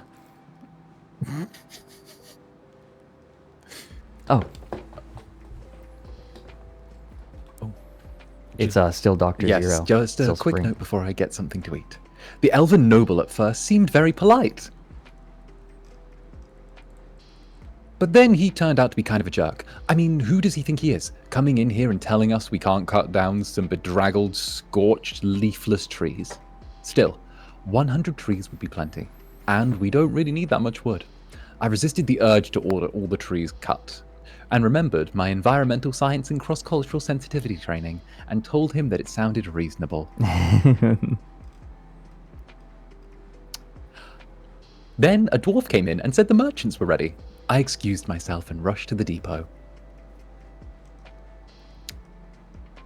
Oh joy. rope, cloth. At least those 5 berries can be brewed into something good.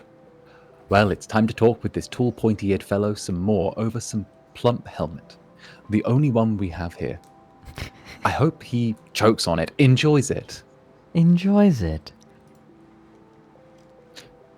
After a nice meal, spring 1920. I would like to point out there are only 64 parts to this. Oh, we're 12 off? Yeah, and not all of them are going to be long. Oh, we're in the final chapter. After a nice meal, the elf noble was a little more understanding, if still rude. Finally, we came to an agreement. 146 trees, which should be plenty as I only planned on using a few of them for beds anyway. We finally bid each other farewell, and good riddance. Although we do not always see eye to eye, I bid you farewell. May you someday embrace nature as you embrace the rocks and mud. Hey, was that a short joke? Short? Still grumbling after the elves, I decided to channel my frustration to good use. I finally sat down with the nobles who had been, not so patiently, trying to talk to me. I assigned some tables and beds in the noble barracks and made some of them happy. I also ordered the excavation of some new tombs, which should shut them up, satisfy them. Finally, then, after that, I'll have the miners start excavating out more ore. We seem to be running a little slow on certain things. Tin, bronze, and brass specifically. I've also told the metalsmiths to forget my little joke, and start smelting ore. I don't think they bought it, but they are smelting, so whatever. Spring 27. Granite. Things are humming along. I noticed that Rimtar Omid wasn't doing the siege operation I had ordered her to do. After tracking her down, I found her in jail. Apparently, it's not good to be the only jeweler with 19 nobles yelling for goods made out of blue diamonds and stuff we don't even have in stock. Oh dear. Spring, 4th slate. I am told a fired pimp has sprung from a bush. I don't know what that means. A fire imp. A fire Yep, a fire imp has sprung from ambush. A fired pimp has sprung from a bush. A fired pimp. A fired pimp has sprung from a bush. A fired pimp.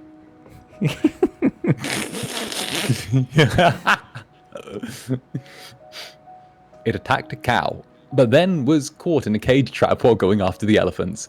Oh, and I've looked it up in Praetor's Field Guide to Underworld. I've looked it up in Praetor's Field Guide to Underworld Denizens. It's a fire imp.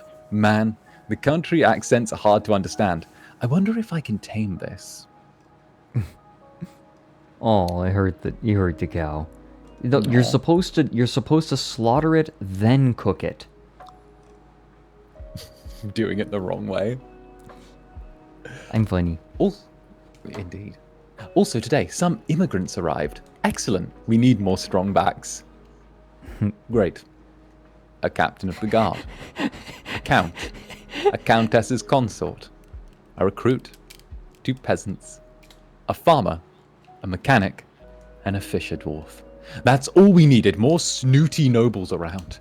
Oh, listen to me. I'm beginning to sound like a long-timer. It just gets so tiresome catering to their every whim. More nobles is what they needed. A third of them were already nobles, and this doesn't seem to move the needle on that. Doesn't seem to move the needle on that ratio very much. No. Account. So what? Yeah, 1, 2, 3, 4. Yeah, it's about even still. Like, it doesn't change it much.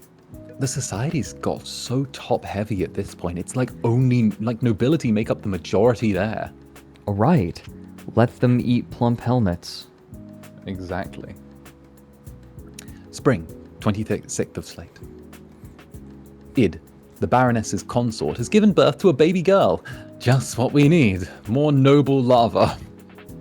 Yay. They're reproducing. End of spring notes. Well, my first spring in Boatmurdered has come to a quiet close. I must say it turned out to be quite pleasant. I've been working on getting some more tombs set up for the new nobles. If someone would ever haul the coffins, they'd be all set. I've also been concentrating on getting food production stable, getting some of this fat rendered and cooked up, and getting some more metal bars stockpiled. I must say, I don't know why everyone tells tales of Boatmurdered being so brutal. I think it's been fun so far. I'm sure the tales are just fables made up to scare us in the capital. On to summer! 65 drink. Okay, I wonder how often that number is bouncing the bottom. Or bouncing on the bottom, right? It must be just... It feels like one of those things where the resources cannot ever meet the actual amount of individuals there. Mm-hmm. Yeah. They just don't have the manpower, or should I say the dwarf power, to get everything they need because of the amount of nobles they have. Right. Summer. First of hematite. I noticed that we lost a war dog in a macaw raid. Apparently, he managed to tear the two apart, but was struck down in turn. The macaques took off with some of the goblin garbage outside. What a waste. The dog is that. The dog that is. Heck, the dog that is. No, I'm not insulting dogs. The dog that is. Heck, they can come back and take it all for all I care. Oh, dog. Dog. Oh. He's trying so hard. Also, I've finally seen little Ilral, the Baroness Consort's little girl. Good to see she's drinking lots of beer like any other healthy dwarven baby. I wonder if she'll grow up to be a noble, or if she'll be useful. Oh, there I go again. Hematite 10th. The human caravan and trade noble arrived today. Here's to hoping they'll be more helpful than the elves. Yay! The humans have brought wagons literally stuffed with meat. Yay for humans! Yay! Summer, the 12th of Malachite. I finalized a deal with the humans asking for more meat in exchange for these items. Note to former rulers, trade this stuff. Okay, these dwarves have some kind of serious learning deficiency. I traded for 600 units of meat. I told 4 different dwarves to haul only food, and it's still all rotted in the trade depot. Good gods, these people have some kind of inborn desire to starve to death.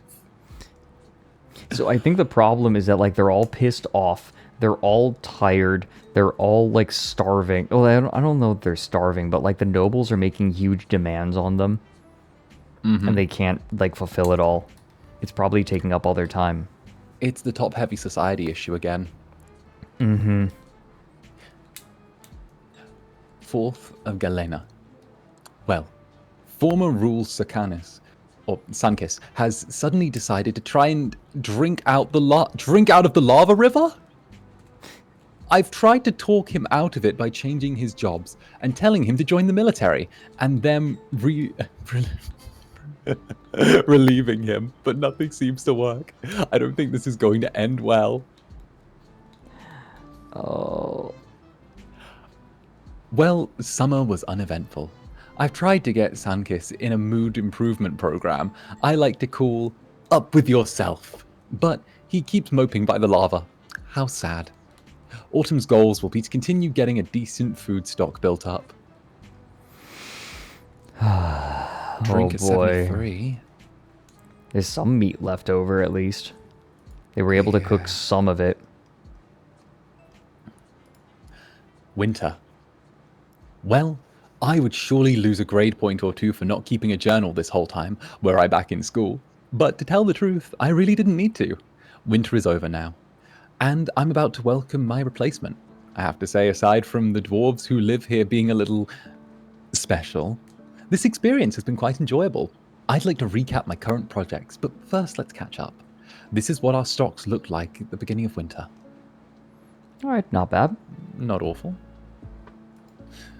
We had some kobolds try and sneak in and pilfer items, but the dogs quickly sniffed them out and ripped them apart. Good, good. I ordered the east side of the river dugout as far north as the mountain range went. This should make foraging for berries and plants much easier come the spring. Oh, welcome in, Divine. Not bad at all.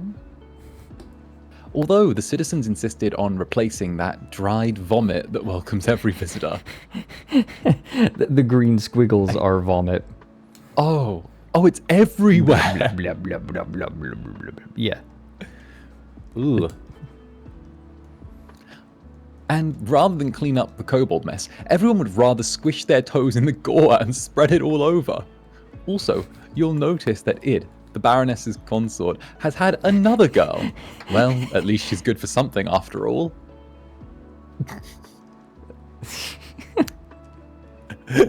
And this is the stocks at the end of the year. Alright, doing solid. Alright. All in all, I had a splendid time. I am quite sure that all the horrible stories are nothing more than stories made up to scare off or impress those of us in the capital. I've decided to take it easy now that I've earned a break, and I'm taking up fishing. I think it'll be a relaxing way to pass time. Well, as long as someone decides to finally clear up the mess in the halls. Oh, yes, some notes and unfinished business. Sandkiss finally listened to reason and stopped trying to drink out of the lava river. He's given up the disturbing engraving for the time being and is busying himself making fine furniture. I must say, he's quite good. Although the detail in some of the tables he's made well, let's just not mention them. The elephant is striking down the dwarf. It's the same. It's just on a table now. She is getting used to tragedy. Everyone here is just so messed up. There's a mechanic named Ast that is married to the guildmaster, I believe, who is wounded. I'm not sure from what, but he, Ast, won't leave her side. No matter what you tell him to do, it's touching, if not a little frustrating. I've ordered all the elephants tamed, but for some reason the trappers refuse to train any more war dogs, and I can't fathom why. They keep saying there are no dogs to train, but I'm practically tripping over dogs right now. I think that does it. Oh, I've set up a modest private quarters for myself, but the bedroom furniture hasn't arrived yet. We have music for It Is a Mystery. Oh.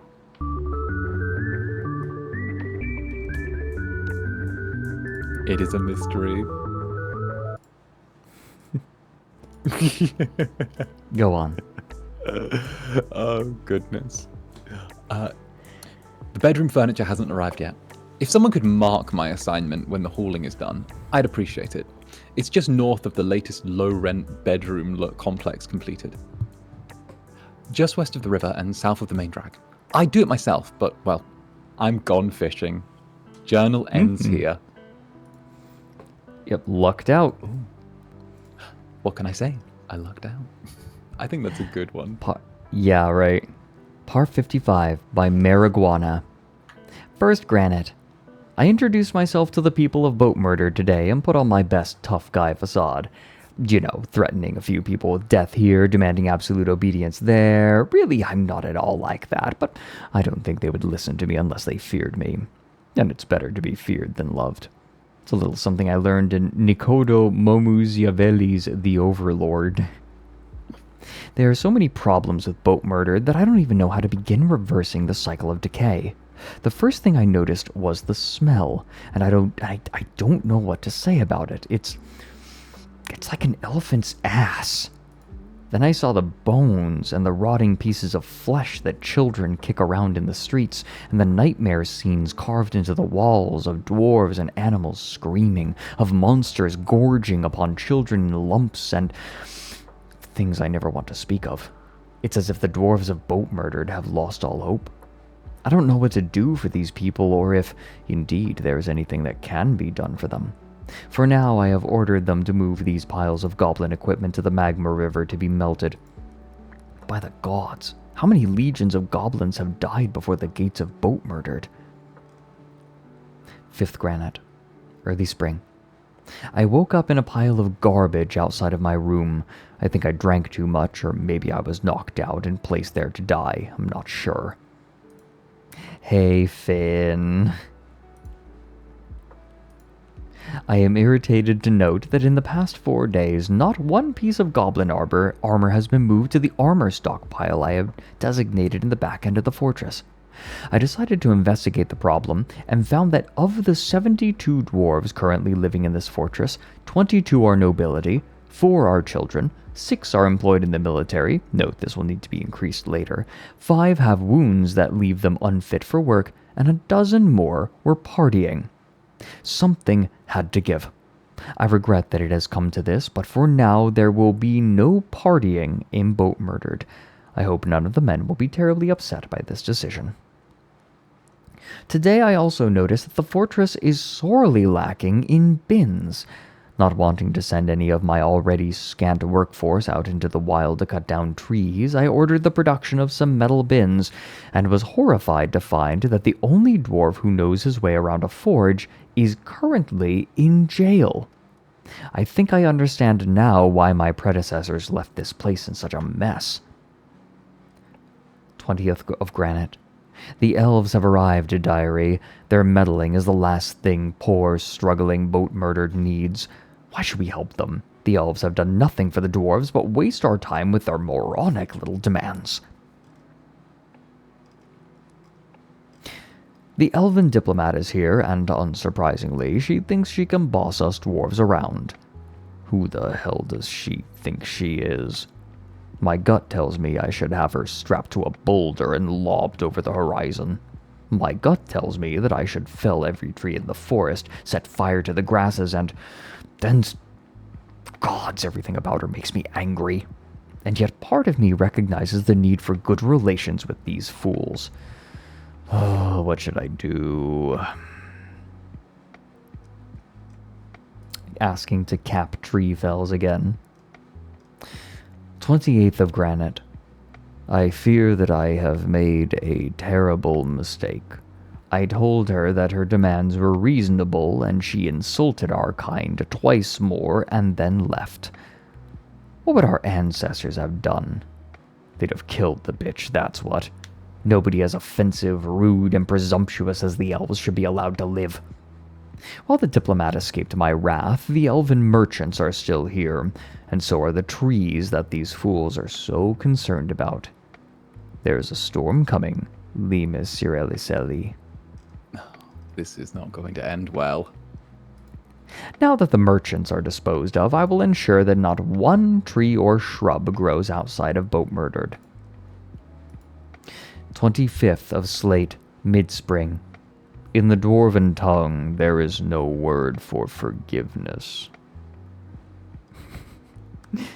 First fell site, late spring. Diary, I regret to write that our deforesters are having difficulties. Some of the men are allergic to the sun and can only walk so far before they become sickly and crawl back toward the fort, leaving trails of vomit in their wake. Other dwarves were ambushed by elephants in the southern parts of the forest where the magma could not reach. It goes without saying that the casualties were high. 2 dwarves died and others were wounded and had to be dragged back to the camp. I have ordered the men to leave Elephant Grove alone, at least for the time being. 6th fell site. There's a dwarf among us who calls himself Emperor Sancus. The impudence of it. By my official degree, he has been renamed Sancus the Beardless. Wait until the men hear about this. Oh god, you slaughtered the merchants? Are you going to leave me to deal with the invasion? I love the smell of burning elf in the morning, though I might drown them for a change, if I can convince my dwarves not to get crazy and make themselves thongs out of each other. Oh dear. Wait. Burning elf in the Did they ever clear the rubble from the lava channel? I think they did, yes. For a They second, must I have. thought they'd assumed that they hadn't cleared it out yet, and I think they're still going. Today, the bridge to the elephants was completed. Oh, how they will rue the day that they opposed Boatmurdered. Ah, sweet magma. 13th of Hematite. Oh god, oh god, oh god, oh god, what have I done? It is too late to stop the magma now. Ancestors, help me. It's the human merchants. So many, diary. So many. Their blood is on my hands, and I can do naught to save them. oh dear. On behalf of the Merchants Guild, let me extend greetings to your people. There is much to discuss. Yes, fool. Yes, you have no idea how right you are. The voice of death calls to you, humans. Uh-oh. The lava creeping down is incredible. Oh. Goblins? Here? Now? Damnation. The flow cannot pass over the bridge. I need to consult with my engineers. Oh, you need an aqueduct? The aqueduct needs to be made of stone. You just murdered dozens of our best trading partners, you bastard. Oh, God. 24th Hematite. I can touch you now. Look at the lava creeping up on the elephants.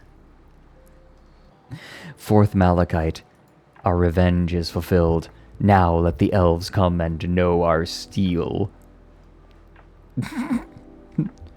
Well, Samuel, we're finally at Boatmurdered.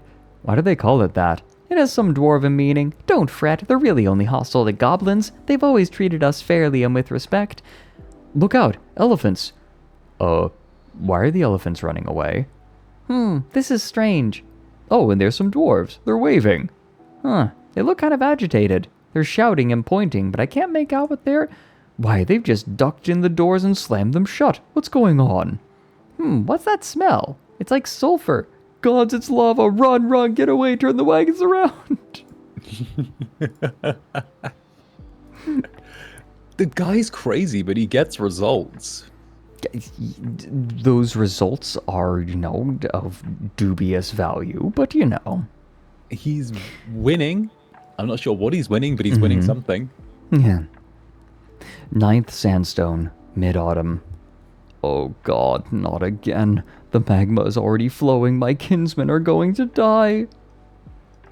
Just kidding. That was a good joke, wasn't it, diary? The dwarves from Kinmelville brought us a lot of meat today, and we're glad to take some old goblin equipment as payment. Uh-oh. The human diplomat just arrived. Wonder what I want to talk about. It's such a pleasant place you've carved out for yourselves. Why, thank you. Just don't look at the walls. Oh, he's leaving? He's already leaving? Phew. Whatever problems we have with the humans are for next leader of Boatmurdered to deal with. 15th of Sandstone, mid-autumn. Although nothing major has happened since the coming of the human diplomat, there were some minor events that I felt would be worthy to record a diary. An injured peasant is moping around the fortress and refusing to eat. I think we can all agree that this is for the best. Some fool of a trapper decided to club a leopard with his crossbow, with obvious results.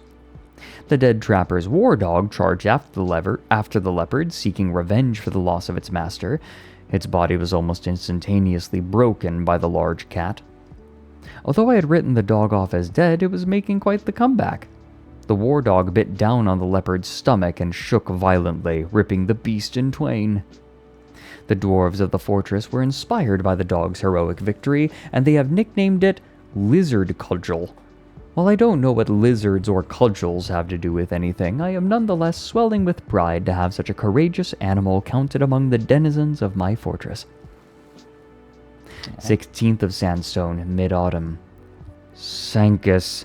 Oh god, did you have to name it the Green Grave of Biles too? It's an exceptionally designed image of a human. The human is burning.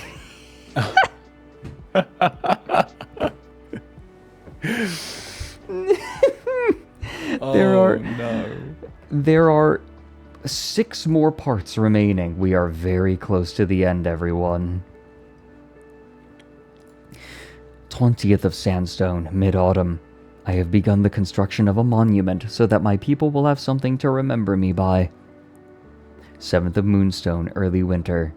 Work on the monument is progressing too slowly. Although I have assigned nearly every dwarf in the fortress to this task, I fear the monument may not be completed in time. 19th of Moonstone, early winter. Damnation! Had to pull the dwarves inside and scorch the world. Work on the monument is enormously set back. Goblins. 20th Moonstone, early winter. Uh-oh. Sankus, buddy, I'm sorry about the beard comment. Think you could calm down a little? Oh, the impertinent magma has defaced a Sankus the beardless... What? Oh. Did it hurt him? Oh, it's the magma messed up an artistic piece made by Sankus. Oh. Oh, that's sad. Mm-hmm. Poor old Sankus. Part 60. 24th Moonstone, early winter. The flood of magma last winter set alight a catapult in the ramparts of our fortress. It has created a smoke cloud that has lasted for weeks, causing dwarves to choke on it and driving them utterly mad. It begins. 25th of Moonstone, early winter. Oh my god, Sankus is on a bloody rampage. He mauled a baby and a cow, and now at this very instant, he's beating the elite Marksdwarf Kadol Lokumad into paste. Did I mention he is on fucking fire? Wait, what? What the fuck? Did Sankus just randomly snap and start killing? Sankus snapped. His art wasn't a good enough outlet anymore.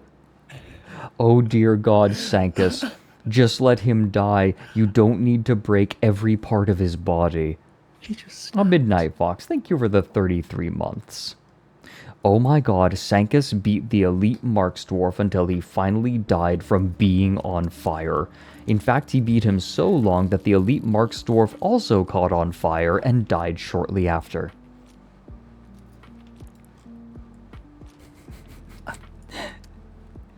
First Opal, midwinter. The carnage did not stop. We are on part 61 of 64. The carnage did not stop with the death of Sankus. More and more dwarves are tantruming, and fighting is near constant in the streets. There are only 5 nobles left alive now. There is... So... The situation in Boatmurdered was so bad that everyone started, like, getting pissed off, and now it's a violent brawl. It's literally... The entirety of the city has just gone purge. It's gone full purge. It is. It's the purge now. Tantrum spiral. There are only 5 nobles left alive now. Why? Because nobles are goddamn weak. If you've got to bet on 10 tantruming nobles or a goddamn sword master, the choice is clear. Oh god, I've never seen a child so miserable. Abel Emuril has been miserable lately. She has lost a father to tragedy recently. She has witnessed death. She choked on smoke underground lately. She was caught in the rain recently. She has been accosted by terrible vermin. 4th Opal, midwinter. Mandrills. They are attacking. They snuck in through the smoke. 14th Opal, midwinter. No matter what I do, they just won't stop dying. There are now 39 living dwarves in Boatmurdered, of whom 10 are injured, 2 are jailed, and several are insane. At least the smoke and miasma make it difficult to see the burning bodies and pools of blood mixed into vomit. So what exactly started the whole unrest? It's the smoke. There is a permanent cloud of it, driving everybody mad. It makes everybody just an inch from snapping, so if the tiniest little thing goes wrong, someone is going to go berserk. And when that berserk dwarf kills another dwarf's baby, the father goes berserk and kills a cow, and that causes the cow lady to go mad and break the well, and so on until everybody is mad. Even now, see, this is why I fucking love games with this insane complexity, because like disaster spirals like this happen and are possible. It's one of the reasons I like Barotrauma, and I want to play that more now. Even now, dwarves on the sick beds of the barracks are beginning to rip each other apart. What? Part 62. 21st Opal, midwinter. I tried to order the dwarves to close the gates to keep more smoke and fire from getting in, but there is a burning corpse in the way, keeping the northern gate wide open. None of the dwarves seem like they want to move it either. 28th Opal, midwinter. Only 29 dwarves live now, but I will not let my reign be known as a total failure. Every dwarf who can stand is working single-mindedly on my monument. I will finish it. 23rd Obsidian, late winter. At last, the smoke is rising, and the cycle of death in Boatmurdered is coming to an end. The population of the fortress seems to have stabilized at 27 dwarves, with the last death occurring a little over 2 weeks ago. Happy fucking New Year's, you poor bastards. Almost everyone in Boatmurdered is dead. Those who aren't are either insane or hopelessly overworked. My condolences to whoever governs Boatmurdered next, because you have your work cut out for you. Just how bad is Boatmurdered doing? Take a look. They got lots of food, but they finally got those numbers of nobles down, right? Yeah. Finally, there were over 30 nobles. There are now 2. There is no drink. Remember, this fortress had 112 dwarves in it at one point. They're not And my making it out of monument? this. Yeah, I finished it. I meant to make half a goddamn lizard, and nobody will say otherwise if they know what's good for them. At this point, we have somehow managed to create the root of evil in the Dwarven universe. Here is what it must look like from the mountain homes. 1.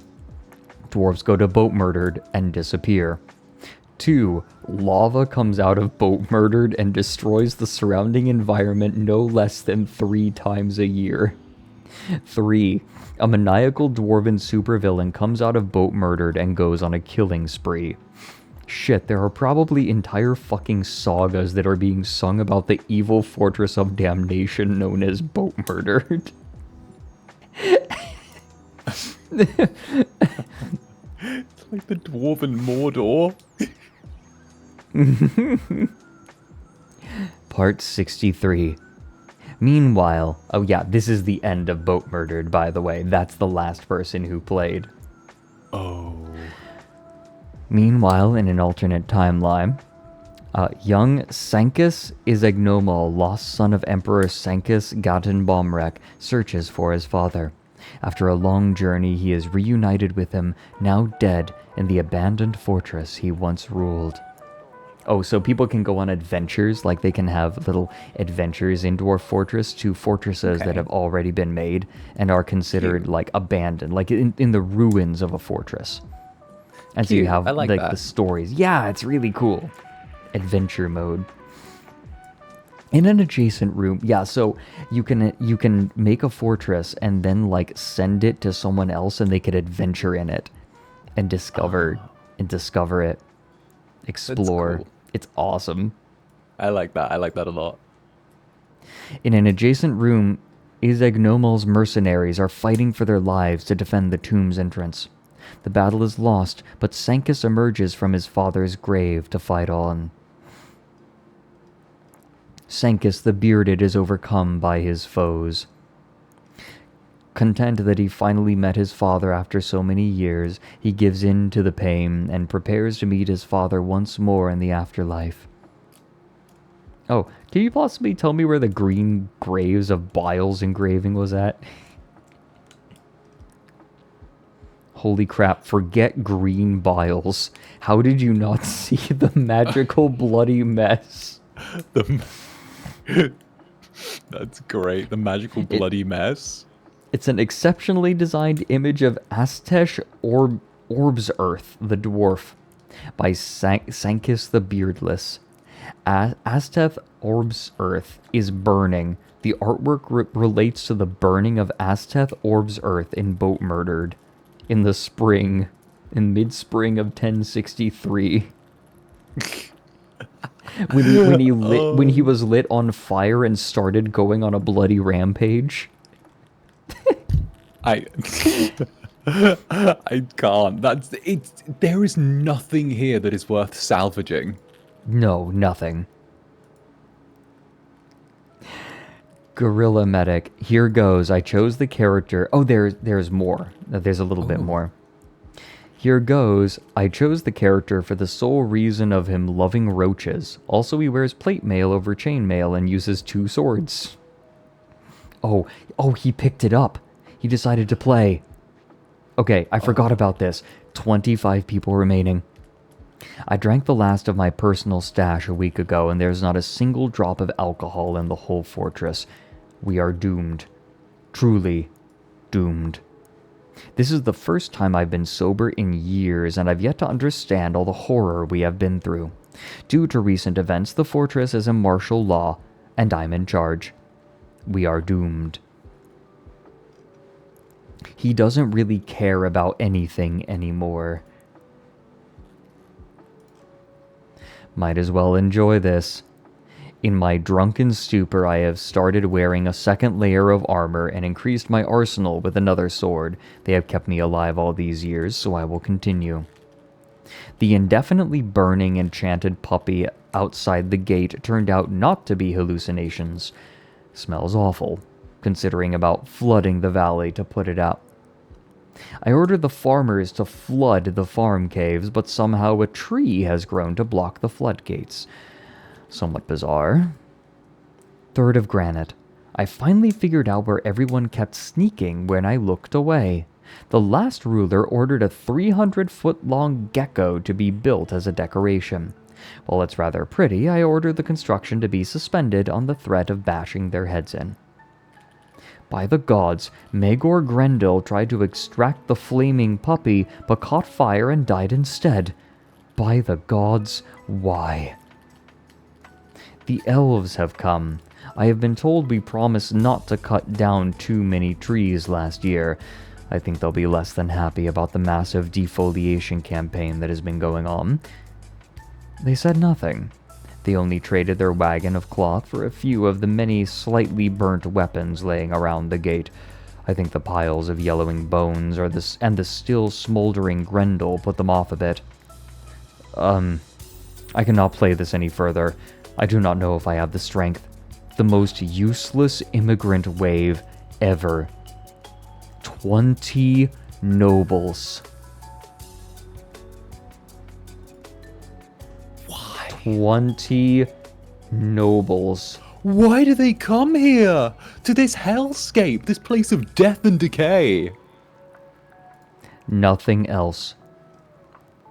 How can I keep them out long enough to pull the lever? What can I do? Edit. No, seriously, every stockpile is on fire. The nobles are tantruming because they want me to make talc dildos or some such. I have 16 non-noble dwarves. I'll go for the adamantium. Oh god, the Miners Guild representative wanted to pick up some clothes and now he runs around on fire. 8th fell sight. All burn. Children burn fastest. Less fat. Locked lot crazy nobles in statue garden. Won't move until they all stop moving. And burning. Some escaped. Still burning. All burn. I just located Sancus's ultimate work. The trim fatal swamp of torments. It's an image of an elephant. The elephant is in a fetal position.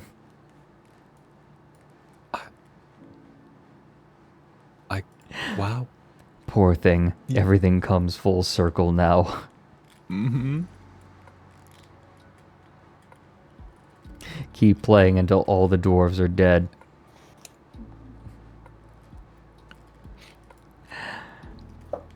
Last part. The very stones themselves are burning. Nothing can stand in the heat. The fires have claimed all of the second hall. There are only 5 of us left, and Unib Barog walks back and forth, carrying objects uselessly, not understanding anything. The tales are true. Adamantium is cursed. We did not but uncover the vein, and doom befell us. Serol Likotag told me he had to fill the pool and wandered into the fires. Poor creature. Barog declared that he wants new bonobo leather trousers. Repeat, no adamantium has been mined, yet human merchants have arrived.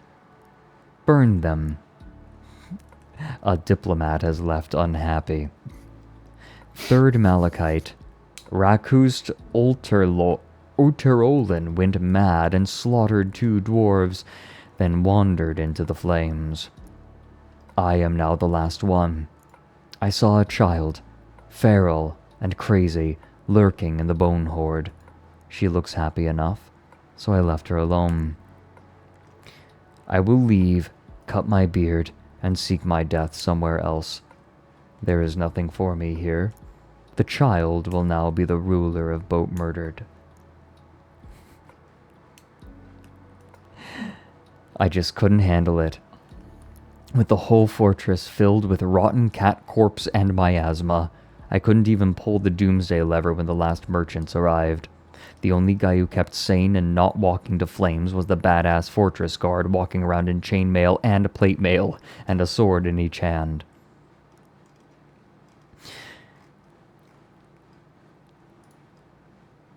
May I close this out, Zander? This horrible tale. Yes. I feel like at all times... Okay, so can I just say, I feel like at all times, like, there was not enough drink, people weren't people's needs were too low on the priority list, right? Like, come on, like, people say they want things, it literally tells you what they want, and you can make it. Right. Like, you can see to it, right? You pause the game, you look at what they want, and you fill it. Like, that is the gameplay cycle of games like these. You tend to the needs of your people. I think that where people went off the deep end was people started coming in with goals that were larger and larger as time went on, and those goals ended up superseding the needs of the people. Their reach exceeded their grasp. Mm-hmm. The Fortress of Boatmurdered. Oh, I have to read this. I feel like I have to read this in the Disco Elysium voice, right? Yes. The Fortress of Boatmurdered burns, without and within. All is smoke and fire.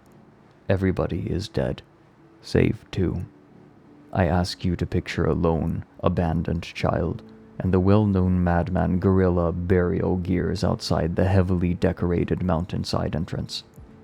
The child plays in a bone pile, simple-minded and happy. She seems oblivious to the death and decay that surround her on all sides. Once a celebrated hero, Gorilla Burial Gears has found himself helpless as this idiot child when he was needed the most.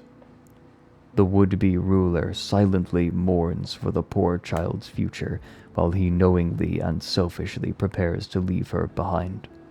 As he pulls on his pack and begins searching for the road, the girl suddenly yells, "Shiny," and thrusts a pebble toward him. Gorilla reaches out to take the smooth stone and rubs it thoughtfully between his fingers while returning an empty smile. The girl quickly goes back to her bones and he takes the opportunity to leave. This is all he knows to do. Killing her would be a service, but his swords seem too heavy for the task. Or is it his heart? He once more rubs the stone and decides this is how it must be. He simply cannot kill her. One of the greatest dwarven warriors to ever live, unable to kill a child. He would find it pathetic and laughable were he still sane. Alas, his very soul is broken, along with his mind. The famed dwarven warrior now finds himself too emotionally weary to do more than mindlessly pilot his body towards safer fields or a pitiful and uncelebrated death. After a bit of searching, Burial Gears finds the outline of the main road and begins to follow it towards civilization. The only coherent thought he can seem to muster will ultimately become his mantra and his sole reason for continued life in the early months of his upcoming journey. Any place is better. I must press on. I ask that you picture this dwarven champion pausing briefly atop the last ash-encrusted ridge in the distance. In the waning light of a setting sun, he looks back upon the gaping, smoking maw of Hell's Door one last time. At this moment, he finally sees Boatmurdered for what it truly is, a wicked and foreboding blight upon the surrounding lands. The windswept and charred landscape robs him of any tears he might have produced. All are dead at Boatmurdered. The best dwarves he has ever known, gone. In his mind, the blood of the dozens he could not save will eternally stain his hands. In his head, he will forever hear the screams of the dead as they burned or murdered one another in the last days of the once proud fortress. Gorilla Burial Gears absently tucks the child's rock into his pack and turns to leave for good, his head hung low. His words trail behind him as he disappears over the ridge. It is a haunting whisper, quickly stolen away by the wind. All burn. And then he is gone. High atop the cliff, a lone child waves goodbye and chases her gesture with the kind of carefree laughter only youth can enjoy. She then returns to her game with a pair of pretty stones, almost immediately forgetting about the nice dwarf in the shiny suit. This unfortunate young girl will come to be known in legend as Dodok Saber Frenzies, last survivor of Boatmurdered. In all cultures, both name and place will come to elicit hushed tones and ultimately grow to be synonymous with doom of the very soul itself.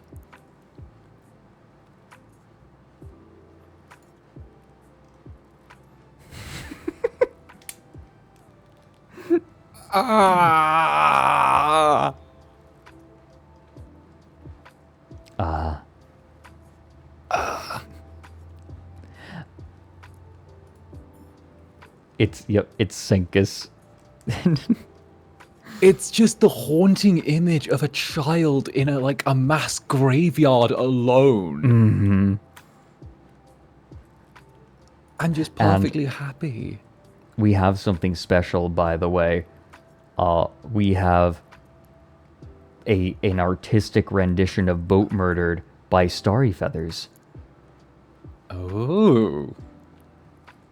Okay, Starry Feathers does cool art. You know what this is on the left, right?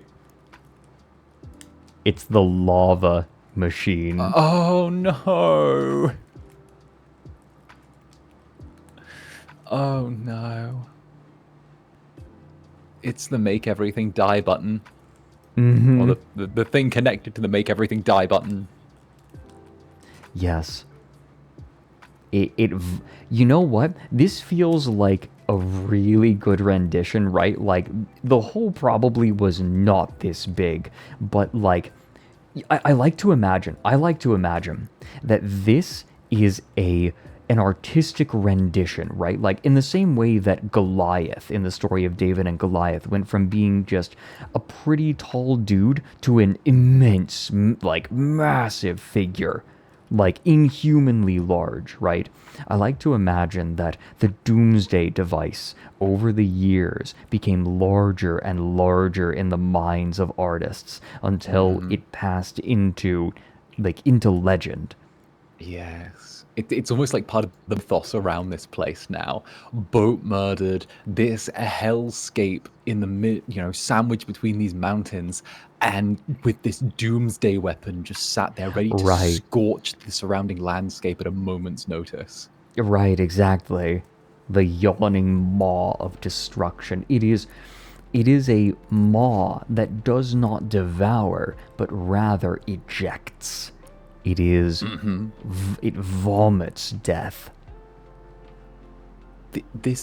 Think as well of like an adventurer approaching this place. The scorched landscape, the reek of death around the miasma, the corpses piled up, the armor scorched and blackened from the amount of washes of magma.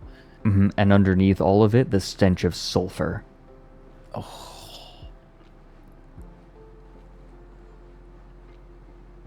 And then the doors open. And you see dwarves on fire slamming into each other. It's beautiful. I love games that create stories like this. I love games that tell stories, but I also love games that create stories. And this is one of them. You will most certainly love Frostpunk if you are into something like this. I'm excited. I'm excited to play that. I'll save it to play with you. Thank you. I do appreciate that. I did. I'll tell you. I'll tell you sometime of me toasting the end in Frostpunk. Perfect. Let's see if the transition breaks. Oh, yep, it's still broken. Hee-hoo. Hee-hoo-hoo. Ah, well. This was so much fun, Zander. Thank you so much. Hey, thank you for having me on again. Absolutely. Let's have you on for Frostpunk again soon. Or I could join you, right? Like you could... actually, wait, no. If I'm the one playing, it should be here. We'll figure it out. I'll find a way to wrangle you onto my YouTube at some point. Now, thank you everyone for joining. I hope you enjoyed this peculiar tale. Some of you, I'm sure, heard it when Mike and I read it together a long time ago. But it's a story worth reading twice. For sure. And this was my first time coming into contact with this story. And it was wild to have Fredrik introduce me to this. But then again, he is a purveyor of the peculiar. So I do appreciate that. This is a classic. It is. Oh my god, hold on. I met a traveler from an antique land who said, 2 vast and trunkless legs of stone stand in the jungle. Near them, on the scorched earth, half sunk, a shattered visage lies, whose open mouth and blazing gaze and sneer of cold command tell that its sculptor well those passions read which yet survive, stamped on these lifeless things, the hand that mocked them and the heart that fed, and on the pedestal these words appear: this city is Boatmurdered, doom of dwarfs. It's Ozymandias. Don't worry, I recognize it immediately. The sneer of cold command. It's wild. I love the idea, hear me out, of Boatmurder done in the style of Rime of the Ancient Mariner. Oh. Ooh. Okay, hear me out. I'm hearing you out. Rime of the Ancient Miner. There is a dwarven miner, and he stoppeth one of 3. By thy long grey beard and failing eyes, I think? Now wherefore stopp'st thou me? Fuck, what was it? I forgot the opening lines. Damn it. Oh, goodness. Oh, how did it go? How did it go? How did it go? +2. I got +2 from my chat. Holy shit. Nice. I got +2. Yeah. Rhyme of the Ancient Miner. Ooh. I think that the most poetic part is like they want to close the doors to stop the smoke from coming in, but they can't because there is a burning corpse in the way. That, I think, was the most, like, over-the-top poetic part of it. Yeah, the fact that there was so much death that there was just not room for life anymore. The entire place felt tainted at one point, you know? And I'm not sure when, but it almost like, it was like a switch was flipped to the soil is tainted now. I think it had to have been one of the times that the doomsday lever was pulled. Yes. Right. Like, that was the moment, but one of those. Every time it happened, it, like, got worse. It feels like every time they used it, the gravity of using the doomsday lever got slightly less. Yes. Okay, you know what? I'm going to say, I think the moment that the turning point for me was when they pulled the lever when the goblins murdered the warband of kobolds, and then the goblins moved on the fortress, and then the lava consumed them. Oh. That I feel like... So, there was a moment when there were, like, a few different raids that happened all at once, and then, like, a bunch of people died. But I think the moment... So, that was when, you know, that was sort of marked the beginning of the end. But when Boatmurdered's soul died was when they killed that band. I can't explain it. I can't explain why then. But that felt like... You know what it is? There was so much murder all at once, right? The goblins murdered the kobolds, and then the lava murdered the goblins. And then there were just corpses everywhere. Corpses of kobolds and goblins constantly. And that was also, I think, when Boatmurdered's primary export became the weapons and armor remaining from goblins and kobolds that had been melted by magma. They literally had an economy run by death. There's a war economy. Yes. This was just an execution economy. Yeah, their primary export was goblin and kobold armor and weapons left over from their deaths. I don't think we have final figures, Thoristar. Like, they didn't record everything. This was... Thank you so much, Zander. Thank you for having me. Before we go off, because we're going to play Foxhole now. Hee If you're still up for it. If you're still up for it and it's not too late. Of course. I might need a quick snack break. Oh, yeah, me too. Me too. But, Starry also made something. Ooh.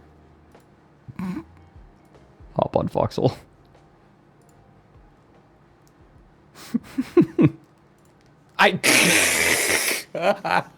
Now, who is that meant to be? I wonder. Who is that meant to be?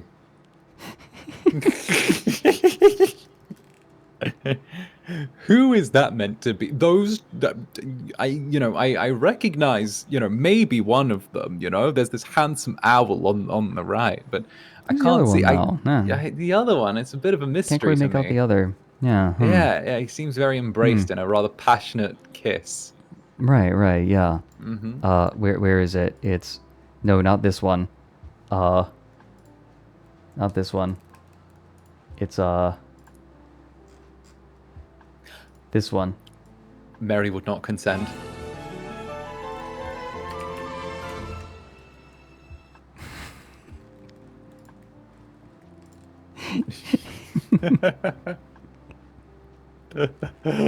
Oh, goodness. Everyone, thank you for spending your time here. It's been a pleasure. And I believe our raid message was, I need a proper surface to work on? Yes. Although I think it got polluted into I need a proper surface to twerk on at one point. I must have a proper surface to twerk on. Yeah, that's going to be it. That's our raid message. All right, let's see. Let's see. Who can we twerk on?